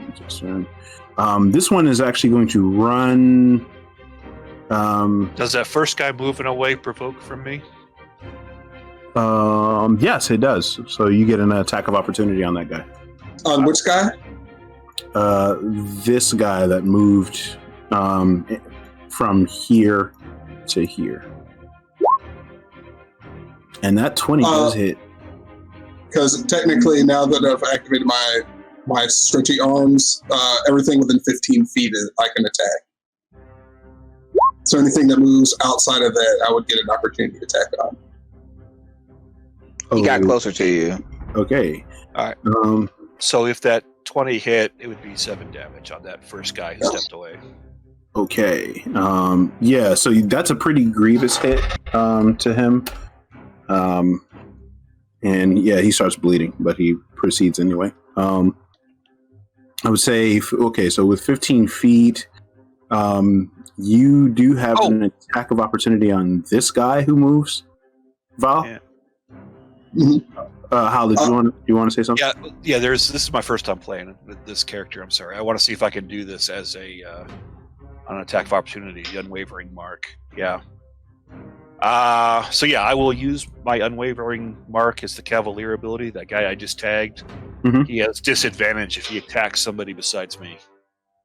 Okay. Ooh. All right. He missed anyway, so I'm just not going to re-roll that. Fair. But that is good to know. How long does that last? The round. Okay. All right. So you do get opportunity attack Val on this guy who moves out of the way. Val is just going to pick up a stool with his left hand, since he has other guy with his right, and just kind of wing it at the guys he's trying to move. Okay. Give me that's a dex attack. Oh no, I was just gonna hold it, and then just kind of because just stretchy arm through the crowd and a weapon with it. So you, Mr. Fantastic, this stool at this guy. Yeah, make an attack. That's dope. An attack roll. So an attack roll. So just strength. All right. Oh, actually, no. I'd have proficiency, so I'll just use it out. It doesn't matter. I'll just use that one. So that's a 13? Yeah. Yes. Okay, that hits. That's an improvised weapon. So yeah. Well, you want someone to say it's kind of like a club or something, like a D6. Yeah, I say D6 plus your strength.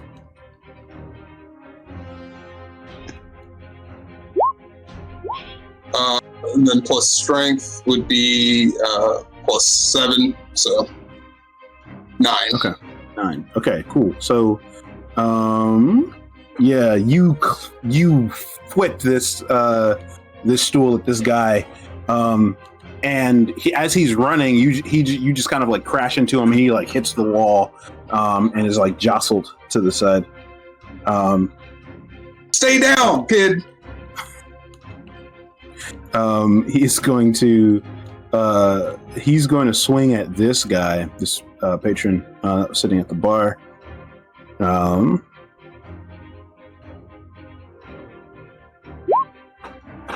And as he swings his scimitar at this guy sitting at the bar, he swings past the guy. The guy is sitting at a stool, but he dodges and draws a dagger and hits this guy. And he brings the dagger up, getting the guy in his neck. And this guy is down for the count. Oh. I mean, yeah, taking a blade to the neck will do that to you. More often than not.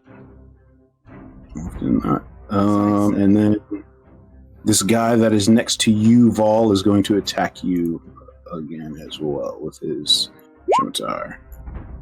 12 does not hit. So these guys are just kind of swinging and missing right next to you. And Dahlia, it's your turn. Yeah,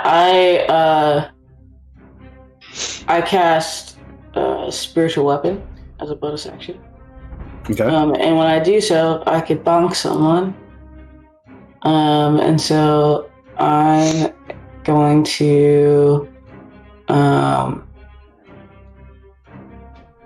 bonk this guy. Okay. Bonk. That 26 most certainly hits. Cool. That would be 10 damage. Force damage. And then I can cast a cantrip. It's a bonus action spell. I can cast a cantrip if it has a time of an action, right? Correct. Yes. Okay, I'm gonna cast Word of Radiance. I'm gonna say Twinkle. And so this burning radiance erupts from me, and all of the uncivil serpents within oh shit, wait, hold on. I'm gonna move before I do that. Yeah. It's got a range, okay.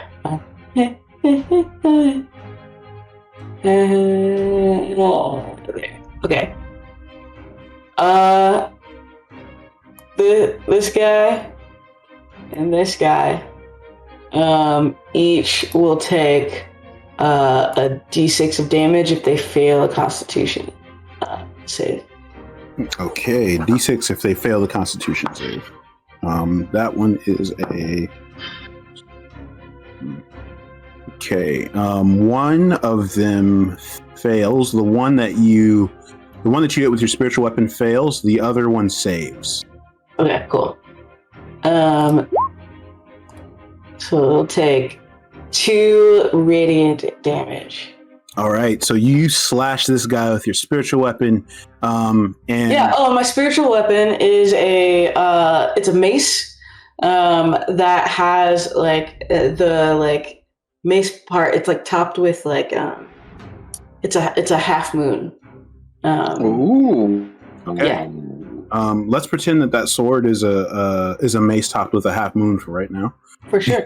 And then, using our imagination in D&D, unheard of. I am insulted. So with that, you you just kind of conk this guy with you conk this guy with just kind of this lucent beam, and as the force from the beam hits him, he just kind of knocks back and splats against the wall, dead.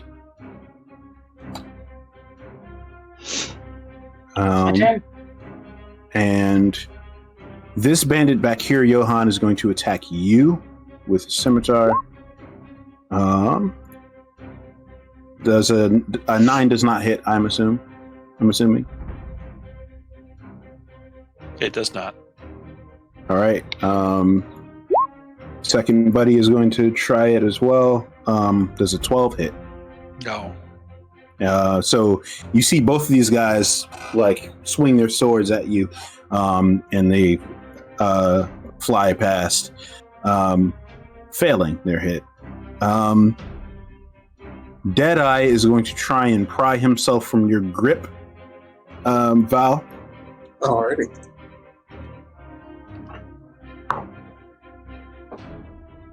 That's a 19.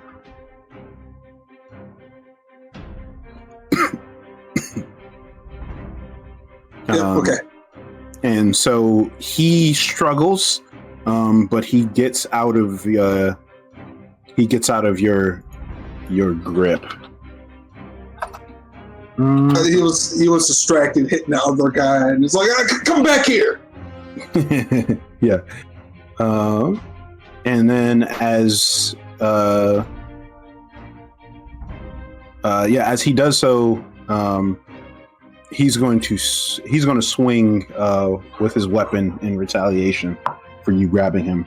But a 3 does not hit, I'm assuming. Come on, you got more than that, don't you? He's like, you son of a bitch.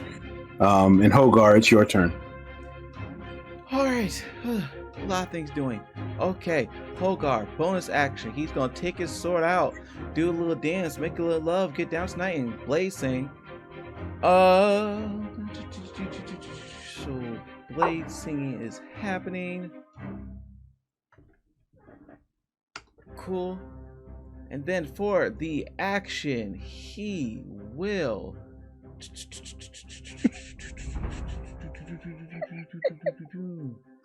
He will. What he's going to do? He is going to cast something. That seems like a wizard thing to do. All right, the wizard thing he is going to do is do. No, screw it. We'll go for it. I'll look at the Deadeye and says, "This could have all went well and better for you." And I'm gonna cast Tasha's Mind Whip. So Okay. He needs to Sounds painful. He needs to make me an intelligence saving throw. Right. Let's see what we got.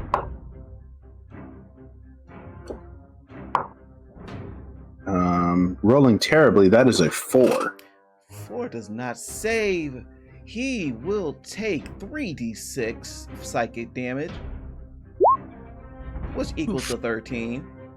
Moreover, on his next turn, he must choose whether it gets a move, an action, or a bonus action.